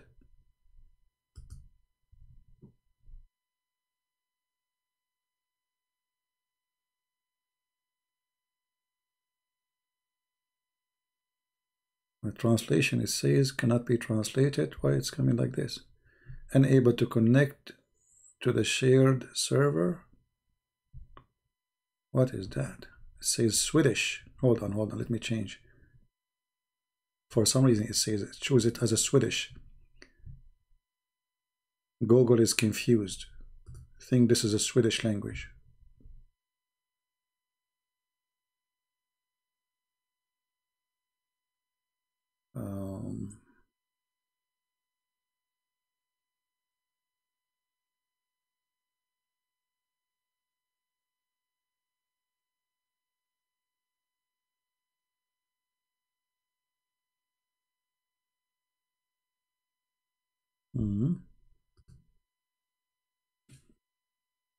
Okay, translate.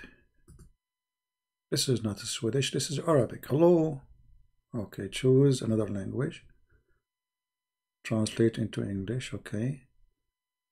But why it's showing it as Swedish.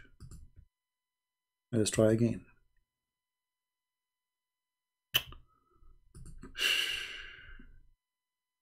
Choose another language. Arabic.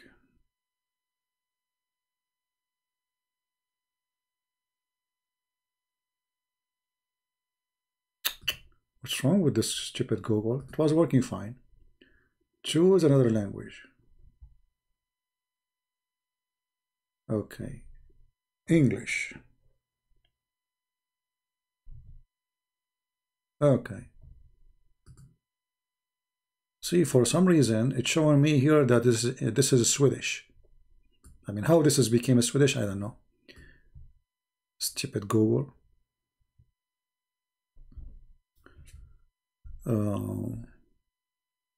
This is why translation is coming.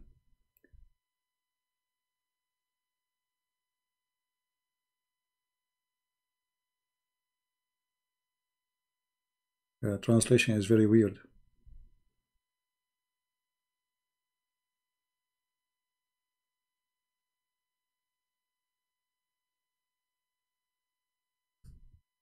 It's hard to get rid of a glitter. What is that? I don't know. But anyway, this is what the question is saying. Now let us go back. To the reference we are looking for.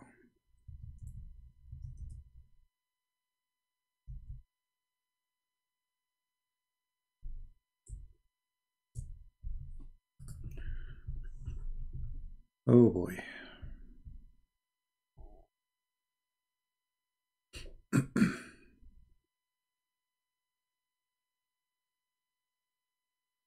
Okay, where it is. Give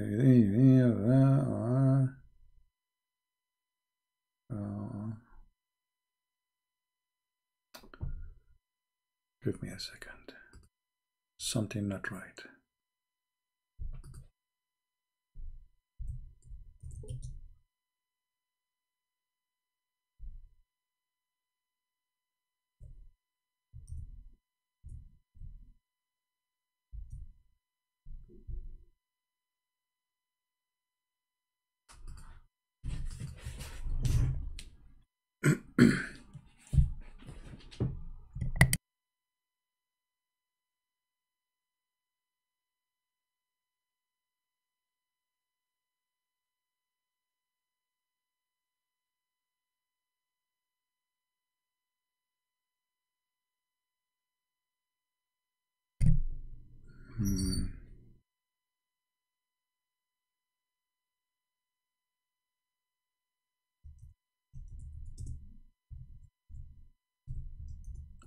You know, I will not say something without showing the proof.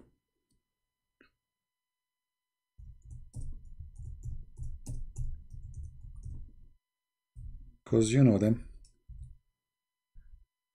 They will say what they like to say.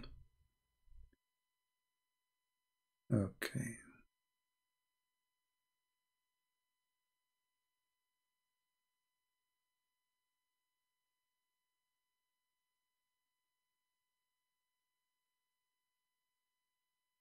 For some reason, I don't see it here in this page. It should appear in the same page. But there is something.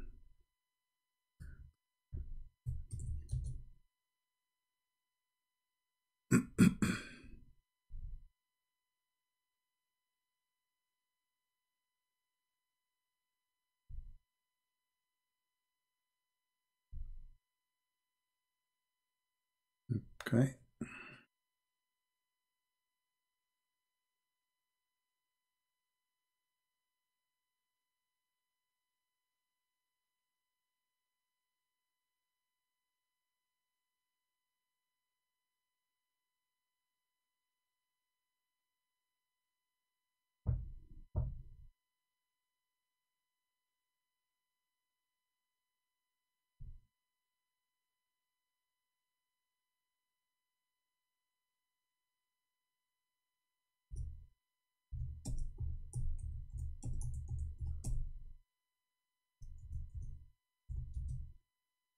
We will find it. Here we go, we found it. It took a little bit of time, but it's okay. I mean, what we can do? Scooby-Doo.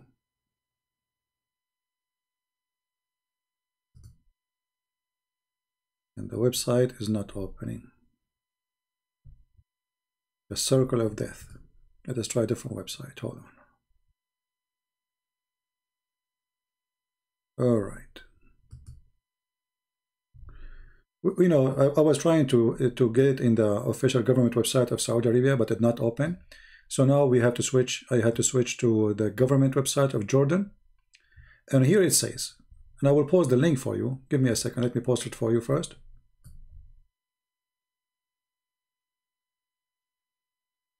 And you can do exactly what I am doing. You can use Google Translation. You can use what? Google Translation. You don't speak Arabic, yes, but there's no problem. So according to here, look at the story here. You see the part where it says in red. Actually here they even make it better for us. That Zayd, each time he tried to have sex with her,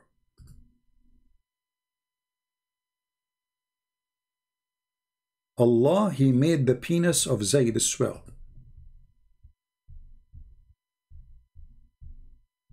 Isn't it, this is amazing, to be honest with you?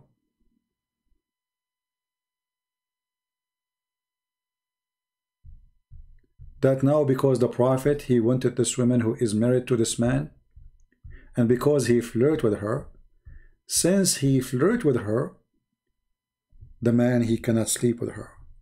Allah bite his penis.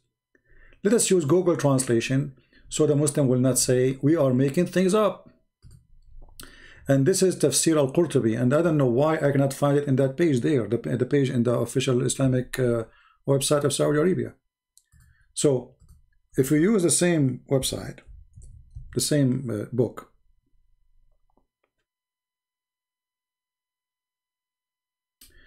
actually, you know what, let me do this. Hold on, because I prefer to use it because this is appearing in different verse. Hold on, we have to go to verse number 37 and try to find it there. I mean, yeah, verse number 37. Let us see.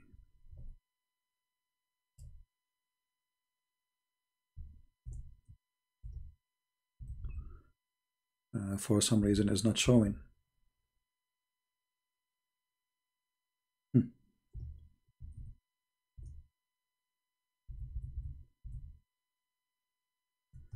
Well, still we can use the, you know, I mean, this is official government website too of Jordan, so it doesn't matter, really, we can use it. It's the same book. So this is Tafsir, the chapter of Al-Ahzab, verse number 37, as you see. Official government website. They have it for you in red. All what you need to do, click Google Translation, translate to English, and let us see what the translation will say. Zayd gets swollen. This is Google Translation, but they are talking about his penis. He gets swollen, his penis, each time he wanted to have sex with her. Isn't it amazing?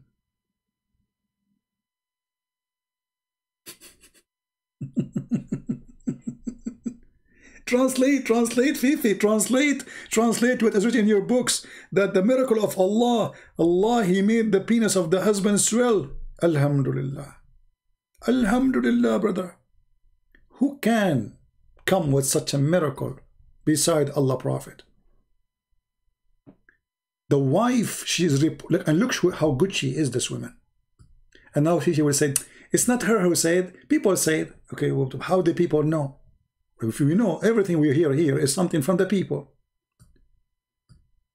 You say, she say, he say, and they try, you know, that the information transformed to us. So what, we know what the people say. And why you Muslim, you say that if that's true?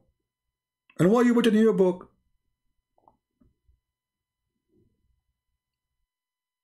Shall we finish this video of Fifi or continue? He's too small, but he's so cute. But what we can do?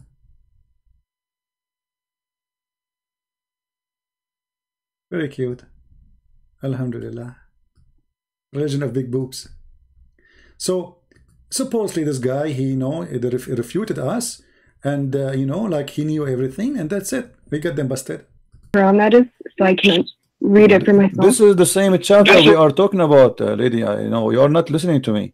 This is the same chapter. Listen, this is the same chapter. Chapter 33, verse number 50. Eighth lie. So here is a screenshot of verse 50 from chapter 33. CP is arguing that this chapter states that if the Prophet, peace be upon him, finds a wife attractive, then the husband has to divorce his wife. Now, can you find that being said in this verse? In this verse, you idiot! I'm showing her on the screen that tafsir. She speaks Arabic. You see how you refute me? It doesn't say that in the verse.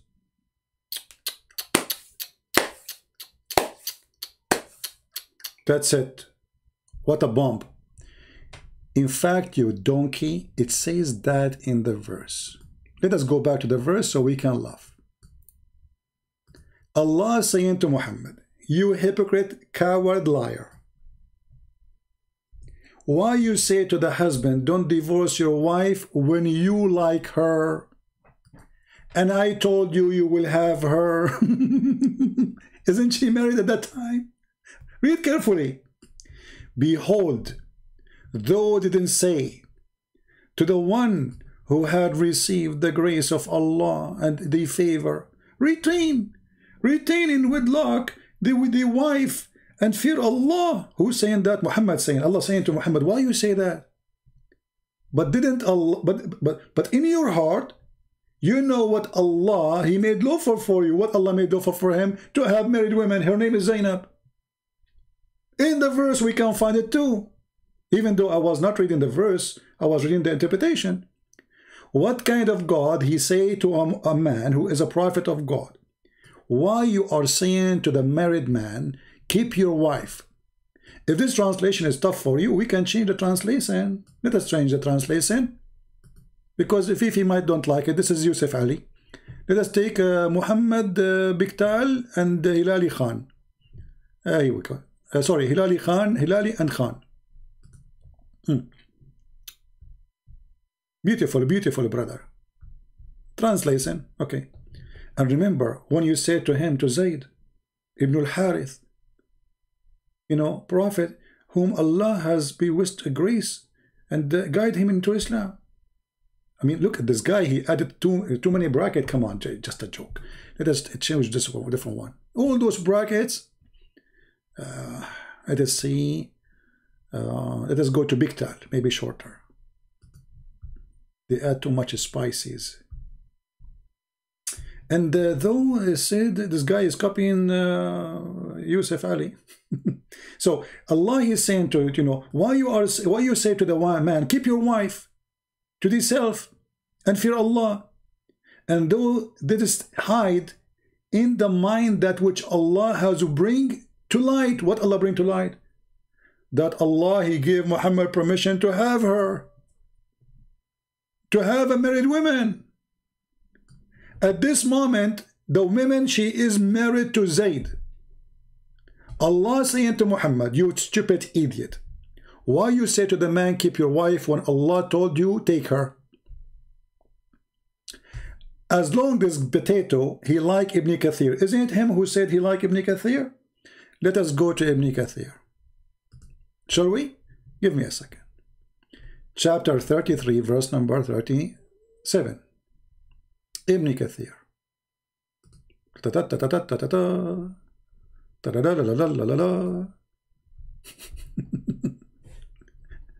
Remember, this is your favorite choice. You are the one who chose Ibn Kathir, so don't tell me you don't like him now. Whatever Ibn Kathir says, I will take it. Okay. This is Ibn Kathir, and this is the Muslim website, and this is their translation, which is a false translation, and more than 80% of the Arabic words are gone. But we will go with it. Okay. It says here, and Allah, he rebuked his messenger. And the story of Zayd and Zainab, Allah, he rebuked him. What happened? What happened? Allah tell his prophet, who told his freed slave Zayd, who was one of whom Allah bestowed grace on him. Okay, what he told him? Read carefully.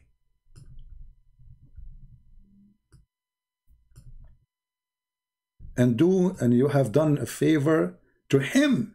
That favor to him, so you can have sex with his wife now. Mean by freeing him from slavery. And he was a great leader, hold in high esteem, blah, blah, blah, blah, blah, blah, blah, because he is a high leader, now we have to sleep with his wife. He was known as beloved, and his son, the son of who? Muhammad, was known as the beloved son. Okay. So, what he said to him? I don't know why this page doesn't go. Okay, here, no, now it goes. He said to him, but you did hide in yourself that which Allah will make manifest. You did fear the people, whereas Allah had a better right that you should fear him.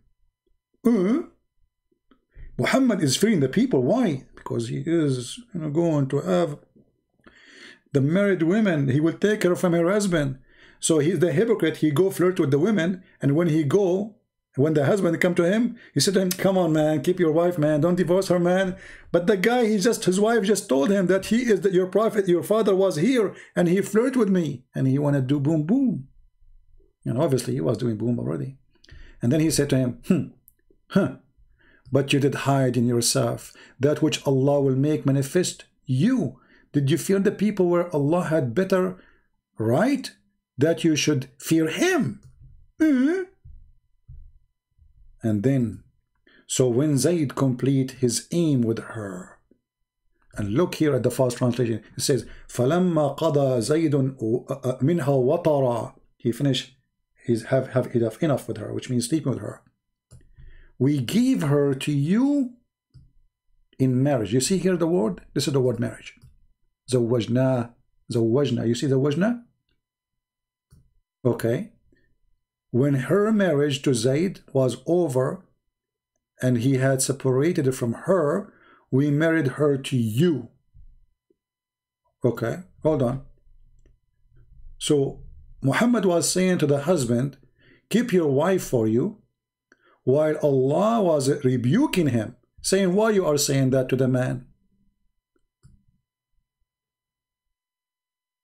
And here we need to ask the Muslims, do you agree that Muhammad, he committed sin here? This is why Allah, he rebuked him by saying to the husband, don't divorce her?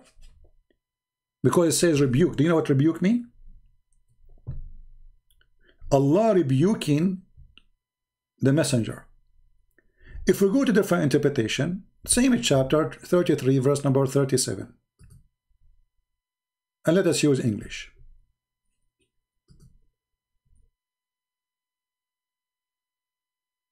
Okay. And this is Tafsir al-Jalalain.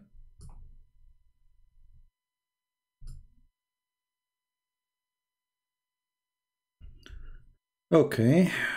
Let us see what it says. So Allah, he mentioned here, he says, the prophet, he says to him, to his adopted son, they don't even hide it. Retain your wife for yourself and fear God before divorcing her.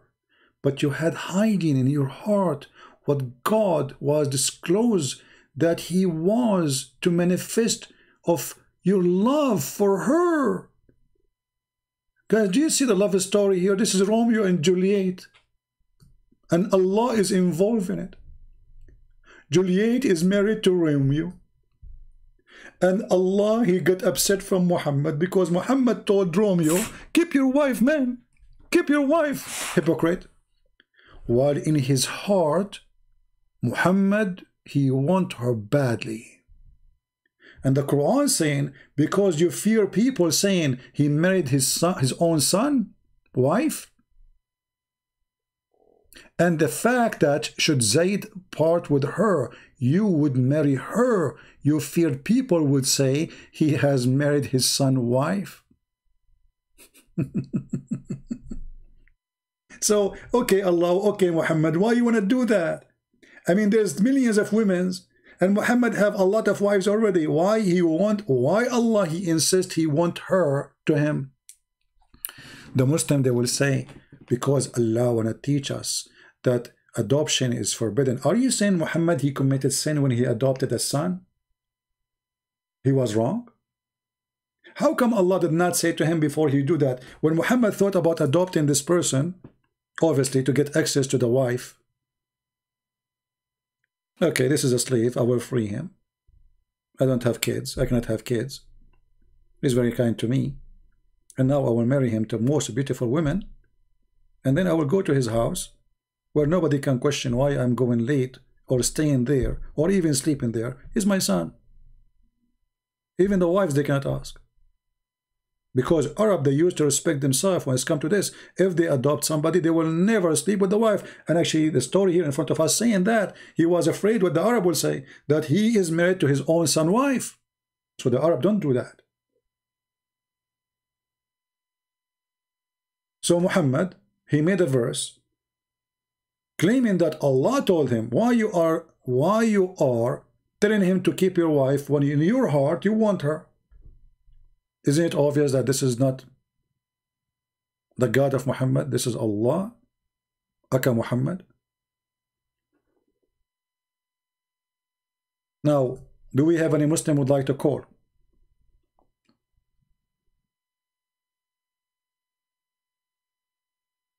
Do we have any Muslim would like to call us? What is the guy? His name is Abdullah Al-Harith, something like that. Are you still there, my friend? Is he still there? Or he's gone?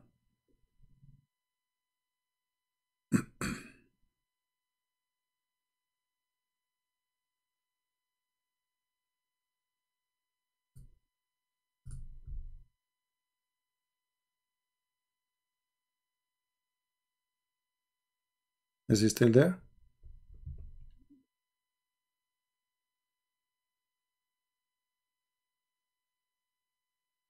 Let us see. Well, it says he is not online. Do we have any Muslim would like to call us?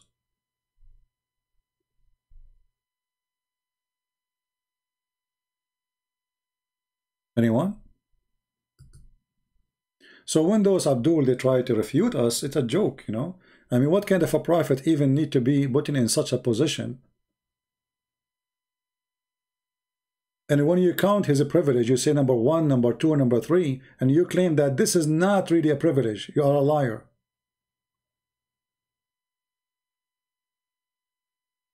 Even Ibn al-Arabi, he agreed.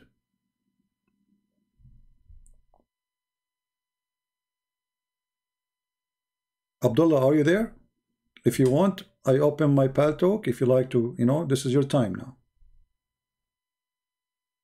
Always all cult leaders, they share one thing. They want your money and they want to sleep with your wife. All of them. No exception.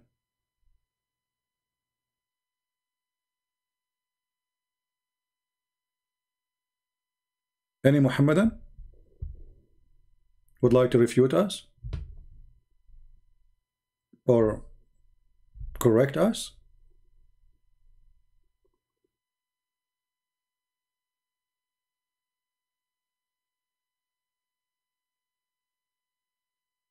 Do you like twisted words?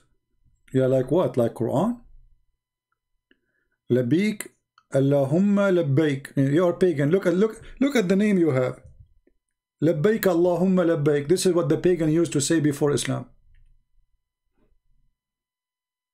Labbaik Allahumma labbaik, your name, is the statement where the Arab, pagan Arab like Muhammad, including Muhammad, used to say before Islam. Prove me wrong. You're still pagan, nothing changed. Labbaik Allahumma labbaik. The pagan Arab, they used to go around the Kaaba before Islam saying Labbaik Allahumma labbaik.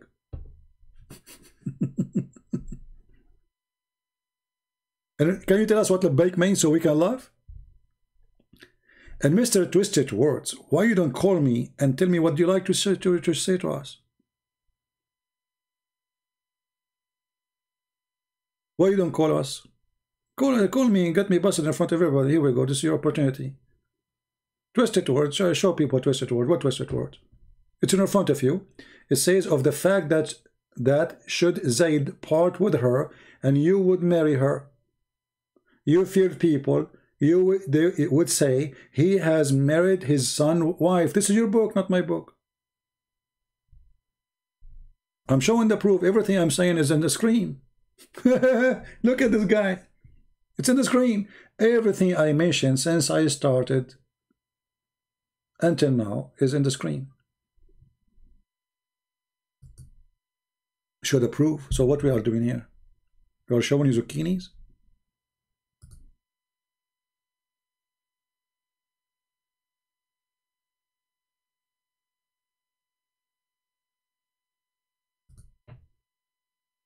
Anyone?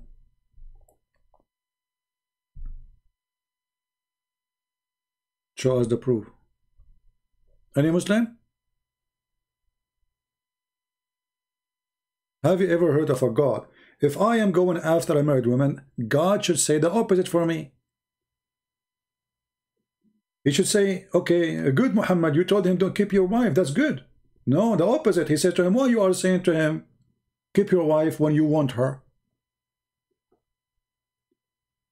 And Allah is sponsoring Muhammad saying, I will give her to you.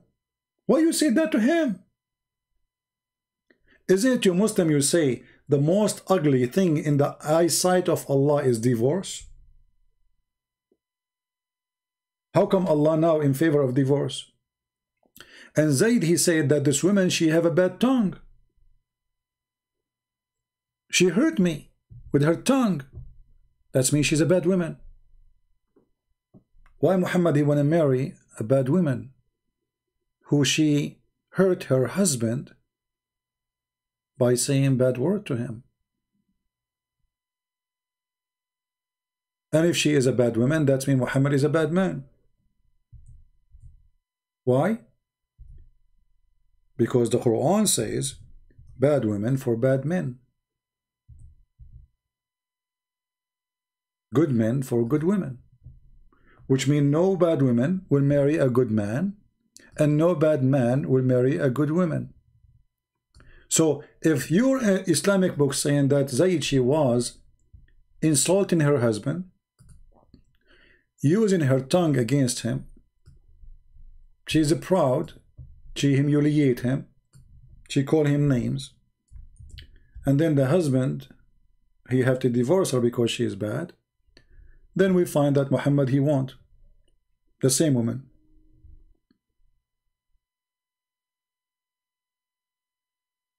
Read with me this verse. And by the way, I will make a video about this verse,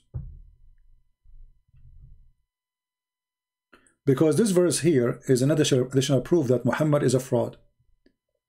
الخبيثات للخبيثين والخبيثون للخبيثات والطيبات للطيبين والطيبون للطيبات. Very stupid, repeating the same sentence. So bad women marry bad men marry bad women. Is that true? Who agree?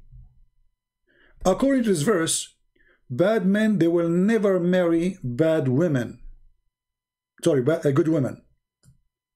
Bad women only marry bad women. Bad men only marry bad women, and bad women only marry bad men. Who agree with this garbage? And good men only marry good women. This is the destiny of Allah. Is that true?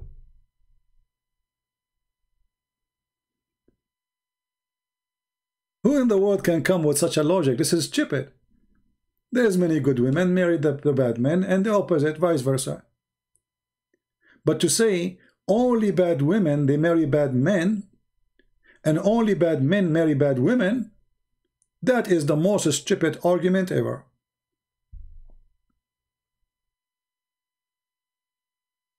Why I don't discuss the gospel of Barnabas? That's a good question. Why you don't accept it yourself, you idiot?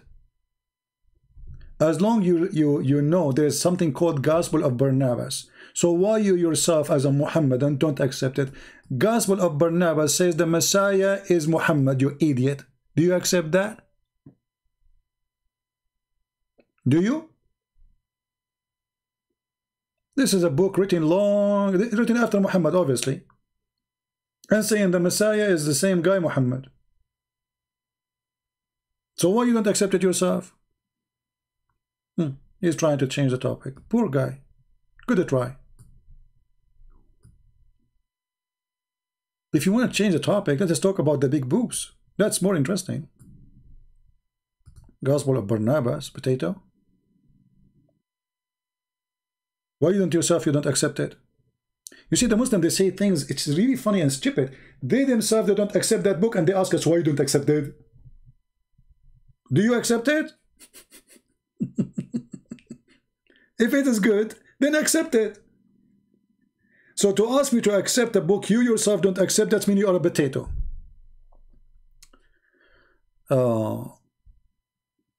Bashar Assad, who care about this, you know? Do we have any Muhammad want to say anything?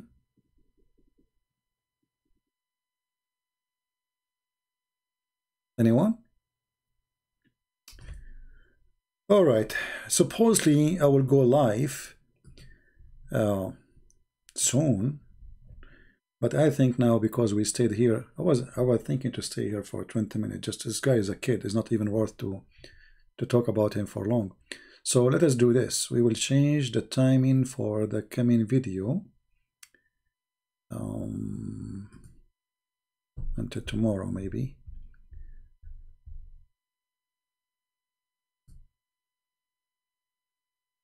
Okay. Let us see. Yeah, I will change it later. So we will not go live again because already we are, I mean, it's already 7:13 p.m. Last call. Any Muslim want to call us?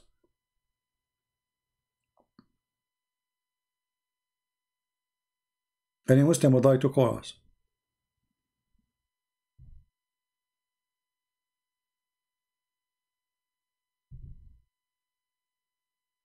Waraq ibn Nawfal, he was kicked out of ministry when he was a Nasara. It's not Waraq ibn Nawfal, it was Buhayra. See, Muslim, they mention a person, his name is Ar-Rahib Buhayra. He is Buhayra the monk. And supposedly he is the one who told Muhammad that he is a prophet because he saw a mole in his back.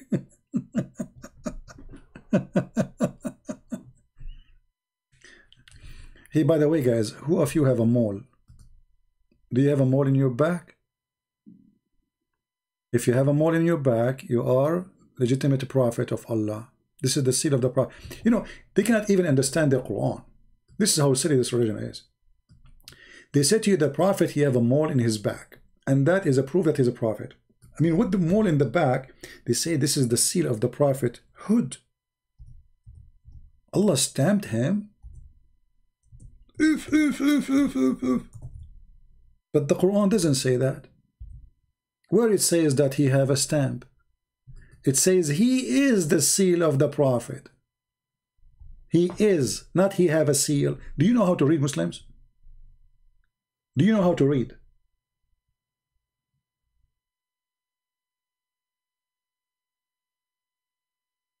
I mean, look, their book saying that Muhammad is the seal of the prophet, they made him, he have a seal in his butt.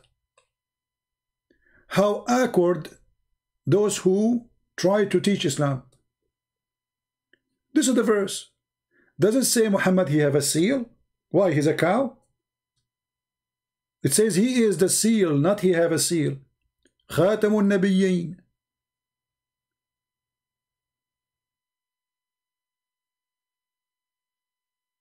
Are you scared? Yeah, for sure I'm scared. Since I saw in the Quran that Allah will give us women with big boobs, I'm terrified. I mean, how big? I mean, can't you give us like a size at least?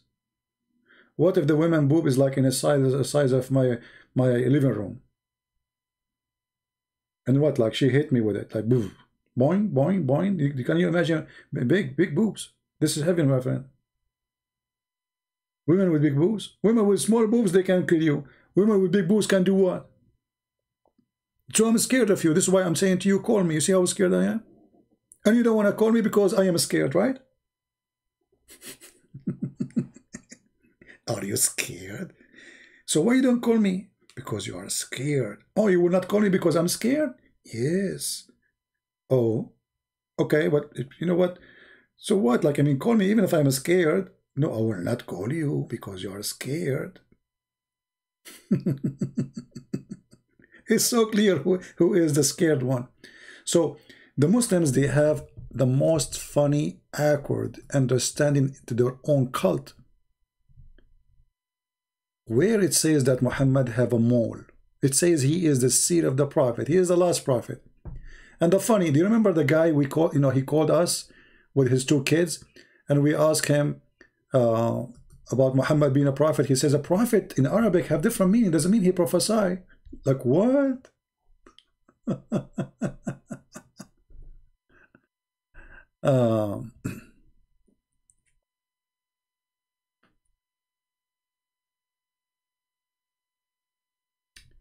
Yeah, the name of Muhammad, obviously, you see, I believe that Muhammad is a person who he tried really, like the Muslim he mentioned to us, the book of Barnabas, which is a false book, where it's speaking about Muhammad as the Messiah. Obviously, Muhammad, he wanted to replace the Messiah. That's why he called himself Al-Mahi, which means he is the eraser. Eraser of what? He will erase all religions, and he will erase Christianity. He will erase Judaism. So Muhammad, when he called himself the praised one, he claimed to be the Messiah as God on earth. Because only one person is the praised one, that is God.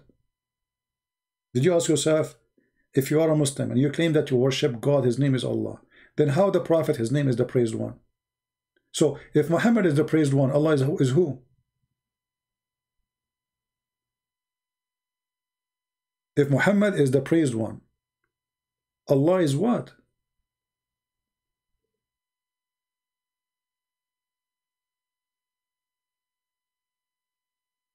Muhammad is a fraud. Many people, they say he's not exist. It's possible, but that will not help me in my case to prove it. I mean, to fight Islam. So I go with what they believe it exists.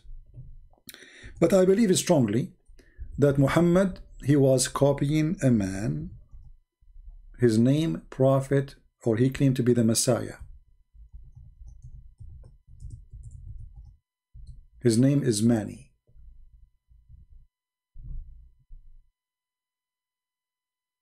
His name is what? Mani. If you go and read the book of Mani, or what is ever left of it, you will find tons of the stories Muhammad he came with is coming from Mani. Journey, angels, you know, he's the praised one, everything. That is Muhammad.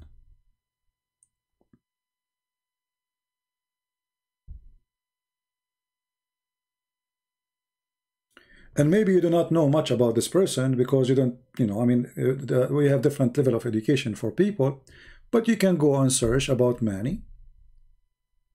No, Mani is a fraud, is not a good person. But he is, let us say, not like Muhammad. He's not violent. He did not go in war. He did not kill. He did not, etc. But he is a fraud, obviously. He claimed to be the Messiah. And you will find tons of Muhammad stories. It's extremely similar to what Mani he said.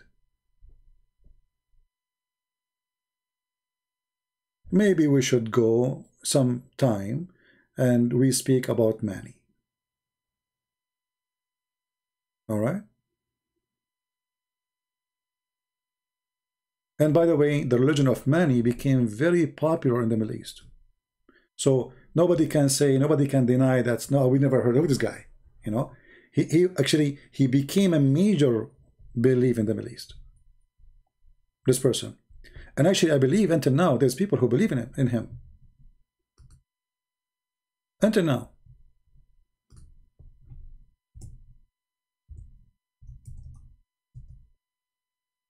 Let us see.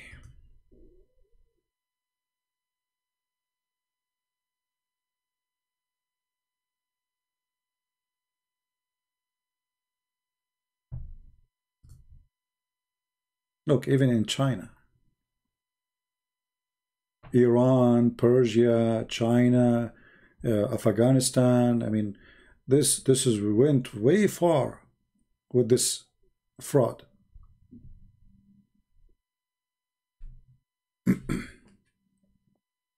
You can go and read his history. Just search his history, and you will find it.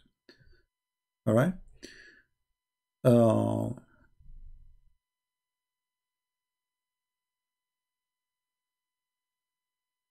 Why don't debate smile to hell? Well, who is okay? Well, let him call me. I will debate him. I mean, are you a joke?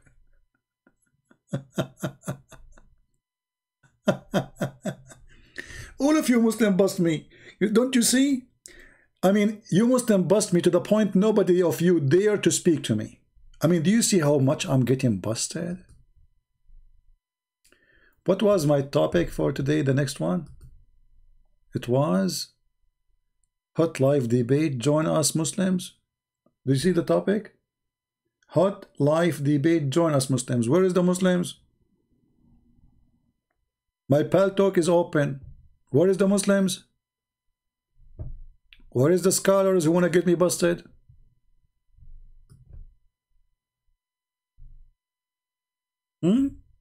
Your hero in front of Muslim girls, saying to them, brother, sister, alhamdulillah, if you want to put your finger in your in her, it's okay.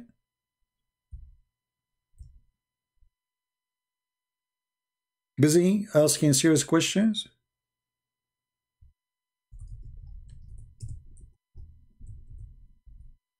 Like, is it true that we have sex with jinn? That's what you are busy with, right?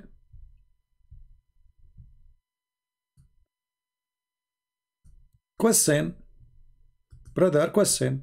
Can a jinn have sex with my wife? Sure he can. Especially you. What is your scholars? And the answer, yes, brother. When a man, he has intercourse with his wife and does not name Allah, the jinn call around his utera and he has intercourse along with him. Takbir! Brother, did you say that a prayer before you have sexual intercourse with your wife? I'm sure you forgot many times. Bad news to you, brother. Your wife, she been boom boom by devil. Just get out of here. You are just a kid. I think you are a troll. Guys, look at this. Look at this. Brothers and sisters. Al-Hakim al-Turmudi. In this reference, Ibn Jarir, in this reference, in his tafsir, in his reference, narrated that Mujahid said, when a man he has intercourse with his wife and does not name Allah, the jinn, the shaitan, call around his utera and has sexual intercourse along with his wife. I told you, shaitan, he looked like a condom. Nobody believed me before. I told you 1,000,000 times that the first condom was Mr. Shaitan. So now you are going to have sexual intercourse with your wife and you forgot to say Bismillahi alhamdulillahi Allahumma jallibna wa jannib al-saytana ma razaqtana. Shaitan, he round himself around your penis. Around your penis. La hawla wa la quwwata illa billah. We have a threesome now. Satan and you and your wife. And I'm very sure your wife, she will like it. What is this? And look, he have a link for you here.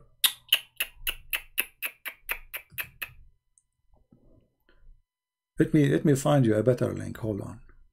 Who won the reference? When a man has sexual intercourse with his wife. Okay. The jinn call with his wife. Okay. That's deep. This is knowledge, brother. I mean, which religion can come with anything like except Islam? This is the only religion can do this. We have to be serious, you know. I mean, come on, we have to be serious.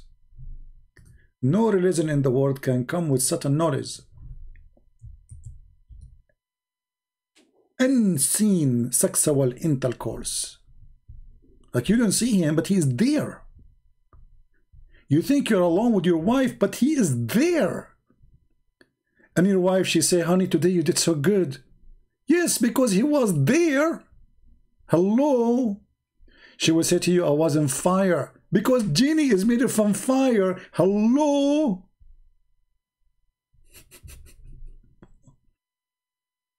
You tell me, can things go stupid more than this? Honestly.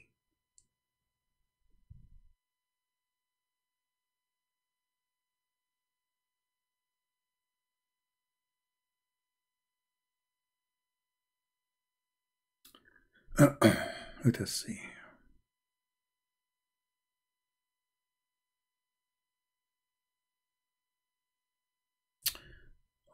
Oh wow, I found you even something better. Brothers and sisters, who want this website? Later, I will ask you for it. You guys give it to me, okay? Because later I might take me time. You know, sometimes it takes you really a lot of time to find reference because we need it in English. Otherwise, in Arabic, I can find it in a second. Look at this, brother. Alhamdulillah. Is it true that if a person does not say Bismillah before having intercourse with their spouse, then Satan share with him that?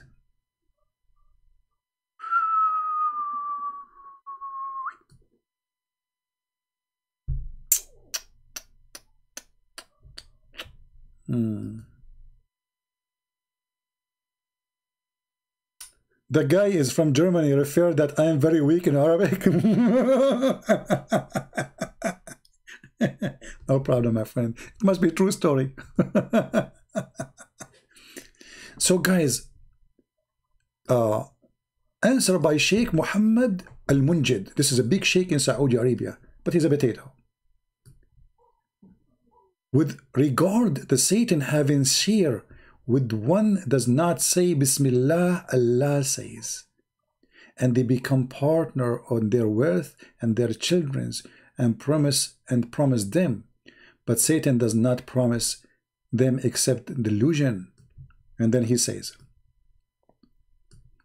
the following are what some scholars said about the interpretation of the word children's. Regarding children, it was said that this means the children of zina. You have to say Bismillah when you are doing fornication.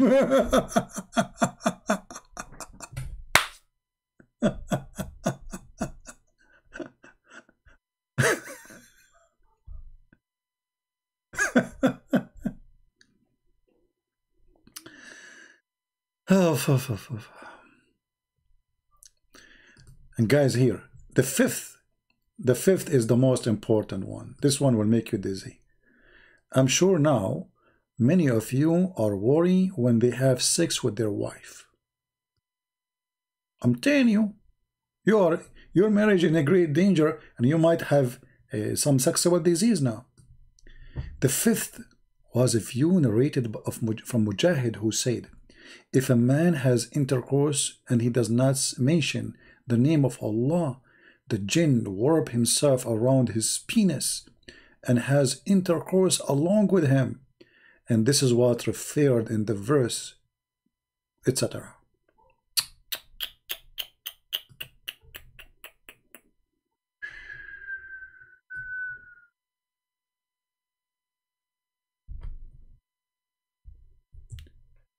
Be honest with yourself. Can you find better religion than the religion of Allah? I mean, whatever people want to say to you, whatever people they attack this cult of Islam, you know, you have to admit that this is the best. This is the best of the best. Who won this link? Who won this link? You guys want this link? Okay. Because later I will ask you for it, and you guys, you better give it to me. Otherwise, I will ask Shaitan to join you. You know?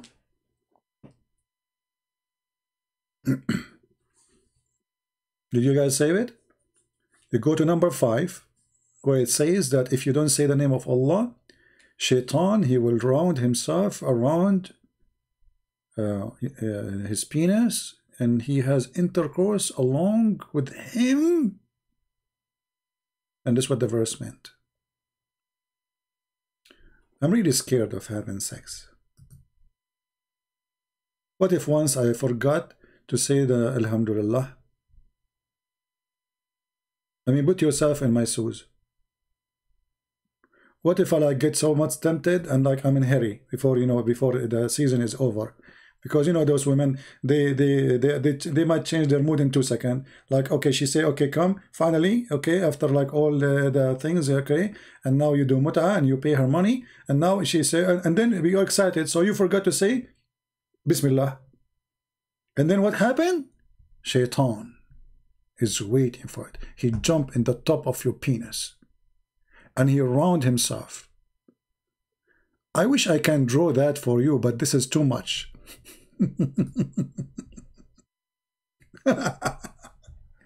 Sorry, I cannot do it. I cannot do it. I'm trying to save this website to my favorite. Hold on, where am I save it? We need to save this one.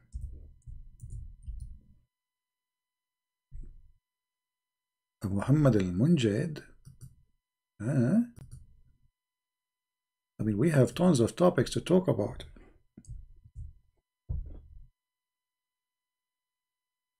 Okay, I think we have enough for today. My legs hurt because I'm bending my knee all the time, sitting behind this computer, and I'm afraid. Guys, do you think Shaitan, he round himself around my knee? Because when I started, I did not say Alhamdulillah or Bismillah. Mimi Hijab, he never say Inshallah.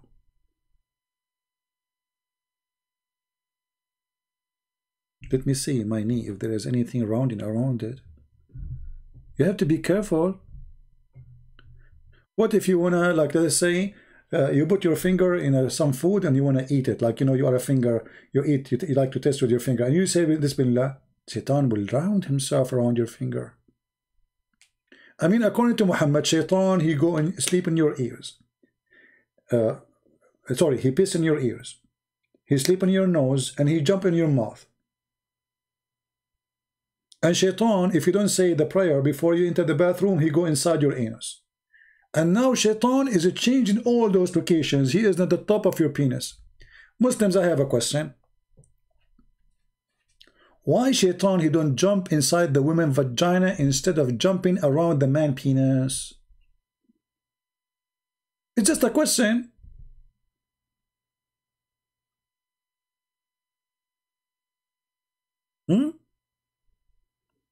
I mean, which one is easier?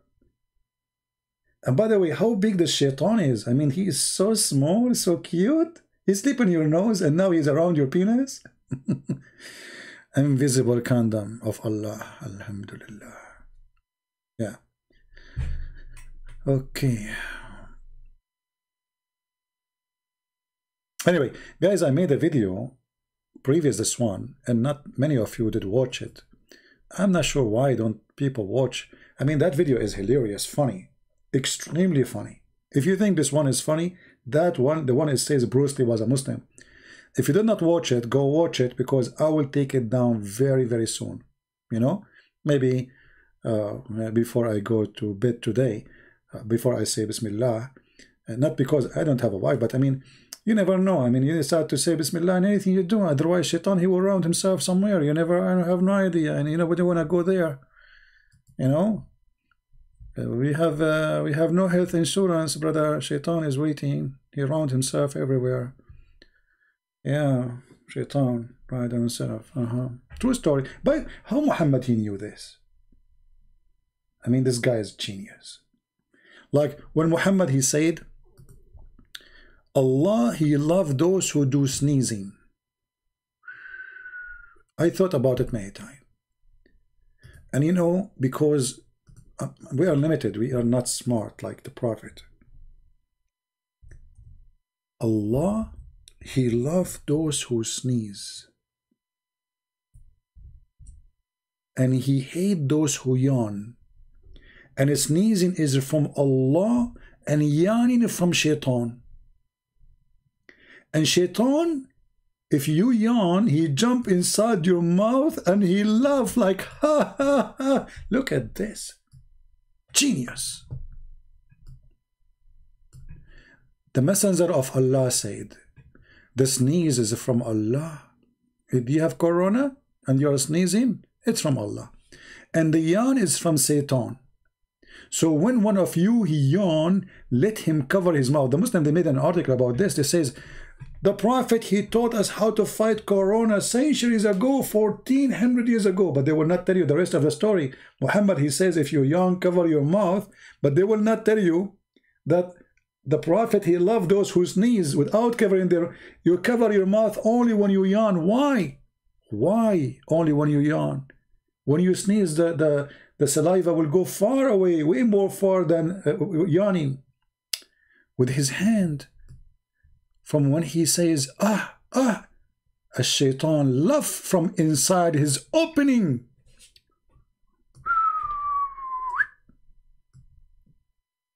Now it is time for me to use my art. Excuse me. I mean, I tried not to do so, and I know some of you hate me for using my skills in art. But, I mean, what you can do? Sometimes things happen. So now, brother, hold on, let us choose this page.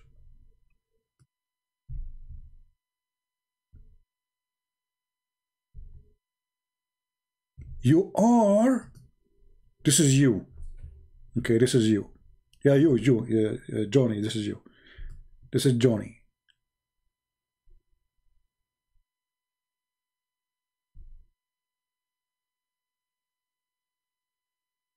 What happened to Johnny? He looked like hold on.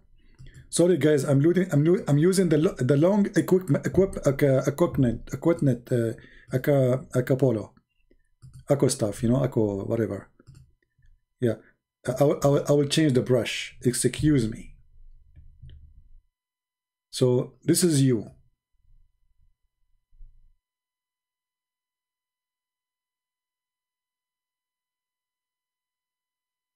This is your eyes.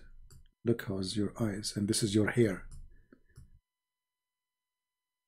You are like Zulkarnain. Your hair is everywhere, you know, like Mimi. And this is your nose. And this is your mouth.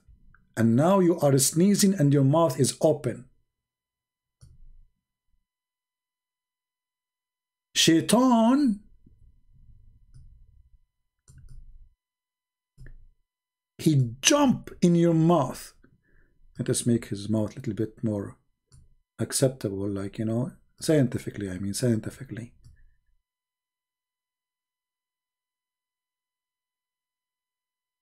You know, last time I made a gallery of art. You will not believe it how many people they attend. Yeah, you know, they closed the gallery for... Anyway, change the topic. So Satan, when you do that, Shaitan, he jump inside your mouth. He's here now. And he's laughing like, ha, ha, ha, ha. Let us make it, you know, more clear for the slow one. Ha? This is Arabic. We don't want ha, ha in Arabic. Ha, ha, ha. This is Shaitan in your mouth now. You want that to happen to you? Be honest with me. Do you want such a thing to happen to you?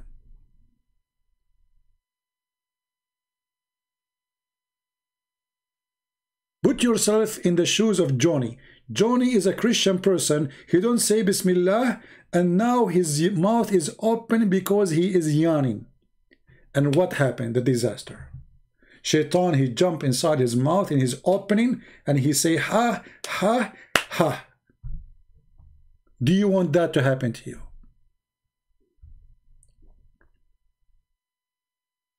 You don't have a shame, don't you?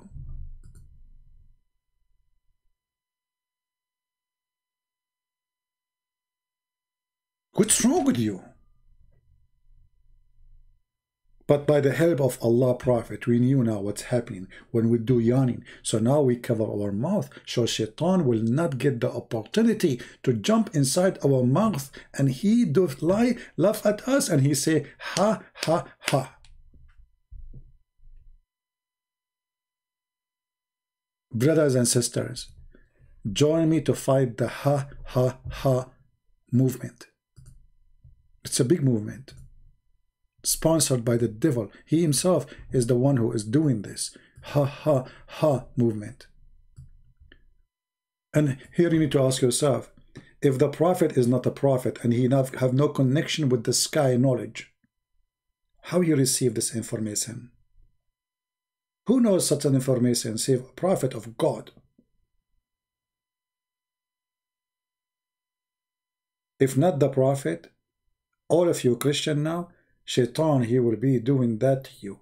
And from now on, all of you, when you do yawning, you cover your mouth. Unless you are married, then you do not need to do that. She is covering your mouth anyway. I mean, the second you open your mouth, she will shut it up, especially if you are Abdul. Any Muslim have a comment? Anything? Now the Muslim, they will make 1,000 videos to refute this video. But they will not call me. My Skype is open. I mean, my Pal Talk is open, and nobody is calling me. Obviously, they have nothing to say. Until I go, oh, hold on, there is a Muslim woman, she said to me in the comment, guys, I said I should go from an hour ago, right? Unbelievable. I hate you all. She said, do you remember the video we made about a guy who he left Islam in Kuwait, the TV host? She said, إِذَا جَاءَكُمْ فَاسِقٌ بِنَبَإٍ, if a bad person, he come to you with the news, check it out. Don't believe him. And I wonder, when a Muslim woman, she speak about a fasiq, which means a bad person. I mean, who is a fasiq more than Muhammad? How come you don't check out what Muhammad say, but when we say, you don't believe us? Muhammad, he went to the moon, nobody saw him. Muhammad went to the seventh sky, sorry. He went to the tree of Allah. Even Allah, he have a tree. This is not a tree of Adam in the garden of Adam and Eve in Eden. No, this is in the seventh heaven. And underneath the tree of Allah, Muhammad, he found the Nile River.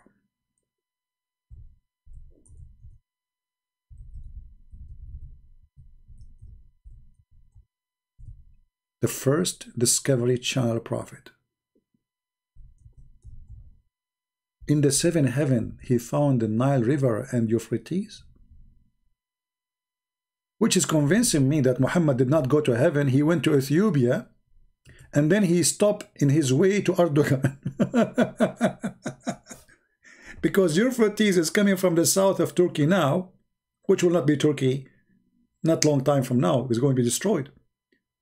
And Sihan wa Jihan, our rivers are known. Those are 4 rivers are known.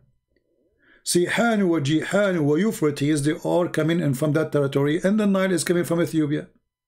So how Muhammad, he went to heaven, in the seventh heaven, to the top sky, and yet he found there under the tree Sihan wa Jihan and Euphrates and the Nile River.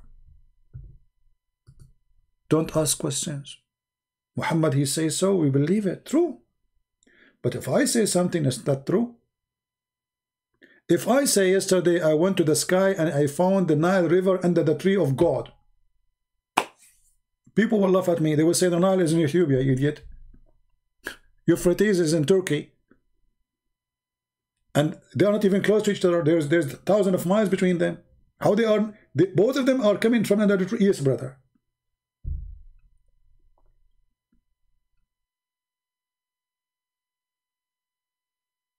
The hadith of the cat and the pig on Noah ark is sahih or da'if. Anything is embarrassing is da'if. You see, this is sahih Muslim. Sahih. But any Muslim can say to you is da'if. Da'if is, da'if is a da'if argument, as Hamza, he said. He said when the Muslim, they use the argument of da'if, this is da'if argument. It's a weak argument. Because anything is funny, stupid, Muhammad said, they will say it is weak. Anything. As long as it's embarrassing. So it's a moody thing, you know. Otherwise, weak hadith is accepted. Who said that weak, it's mean have a rank. The second you say it's a weak, it's mean it is included. It has a rank, not rejected. Otherwise, we will not give it the weak. We will give it more description. We will add to it like we cannot find it. We cannot find reference of it. We cannot find. That's it. We rejected. Rejected. Not weak. Like if you remember the kid, his name is Abbas. You know, Abbas, when he want the same book, it's weak. Sahih Muslim, it's weak. When he wants Sahih Muslim, is strong. Right? Anyway, so guys, I'm going to change the timing for the coming broadcast because already it's 10 minutes left. I mean, to the coming broadcast, and I don't think I can make it. Already, I'm here for how many hours? 2 hours 42 minutes with you all. How lucky I am. 2 hours and 42 minutes with 839 people, and not one of them he made a sandwich for me, and my stomach is singing the Nile River, the Nile River. My stomach is saying to me, is this video now? Who's going to cook for you? Huh? What you will eat now? Have fun. Speaking about Muhammad for the last 3 hours. Do you hear it? And honestly, the stomach. This remind me of the guy who came to Muhammad, and he told him, my brother, he is dying. You know, he's sick. He's very sick. So Muhammad, he said to him, give him honey. And then the guy, he went and he told his brother to eat honey or drink honey, depending on how it is. The man, he come again and he told the Prophet, my brother, his stomach is getting more bad. The Prophet, he said to him, eat honey.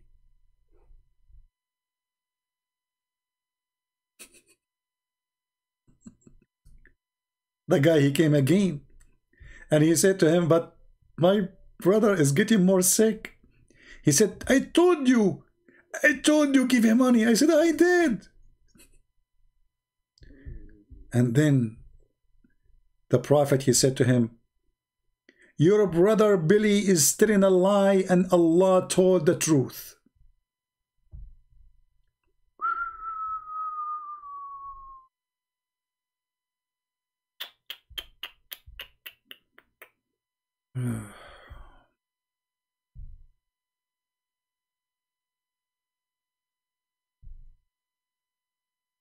Let's see if we can find the hadith, and this is the last hadith I will share with you for today.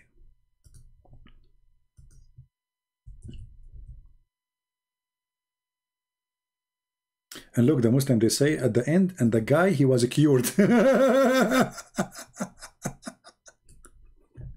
So the guy keep coming, let him drink honey, let him drink honey, let him drink honey. The guy, he come back, he says he is more sick, let him drink honey, let him drink honey. And then Muhammad, he cannot take it no more.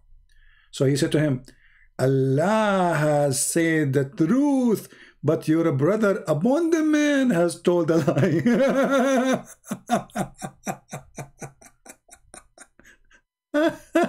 No comment. No comment. Dr. Muhammad. Imagine you go to the doctor and you tell him my stomach's still hurting. You say to you, your stomach is lying and Allah told the truth. And after that, he was cured. Did you see it says he was cured? So made him drink honey and he was cured. Look at the ending. Look at the ending. He was cured. What do you want more? Muhammad even didn't ask the guy what is the disease. That's it. They give him money. What if you have diabetes? Give him honey. The guy is drinking honey, is getting more sick. So he go, he come back, he go, he come back, he go, come. And then Muhammad, when the guy, he heard Muhammad getting angry, and he said to him, Allah told the truth, and your brother's stomach is lying. The guy, he got, okay, he will kill me. So and he never come back, because obviously he was cured, not because his brother, he died. Lying in Islam, anything go against Muhammad is lying, even your stomach, even your abdomen. By the way, guys, to be honest, have you ever heard of somebody say it better than me? Abdomen. Actually, I will make a competition with you if you can read English better than me, especially like when it's come to abdomen. What?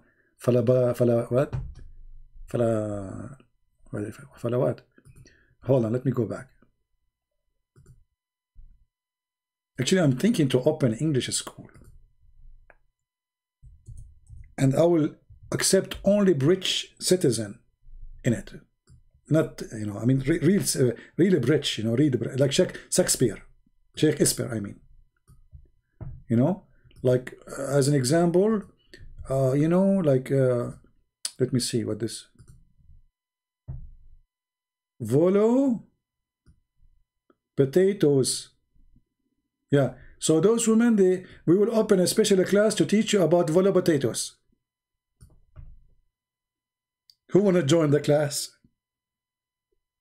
And you know what, I will not charge you too much for the English classroom, you know, humbly, you know.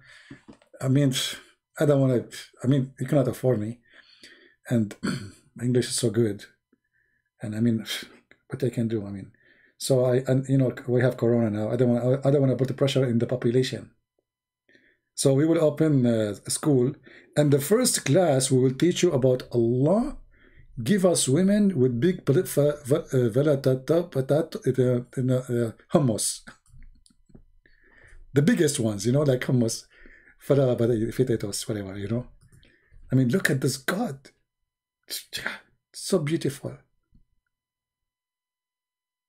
I mean, I can't even. I don't want to use this guy. He said he is leaving 2 hours ago. I don't want to draw this for you, but they are like a huge man, like big,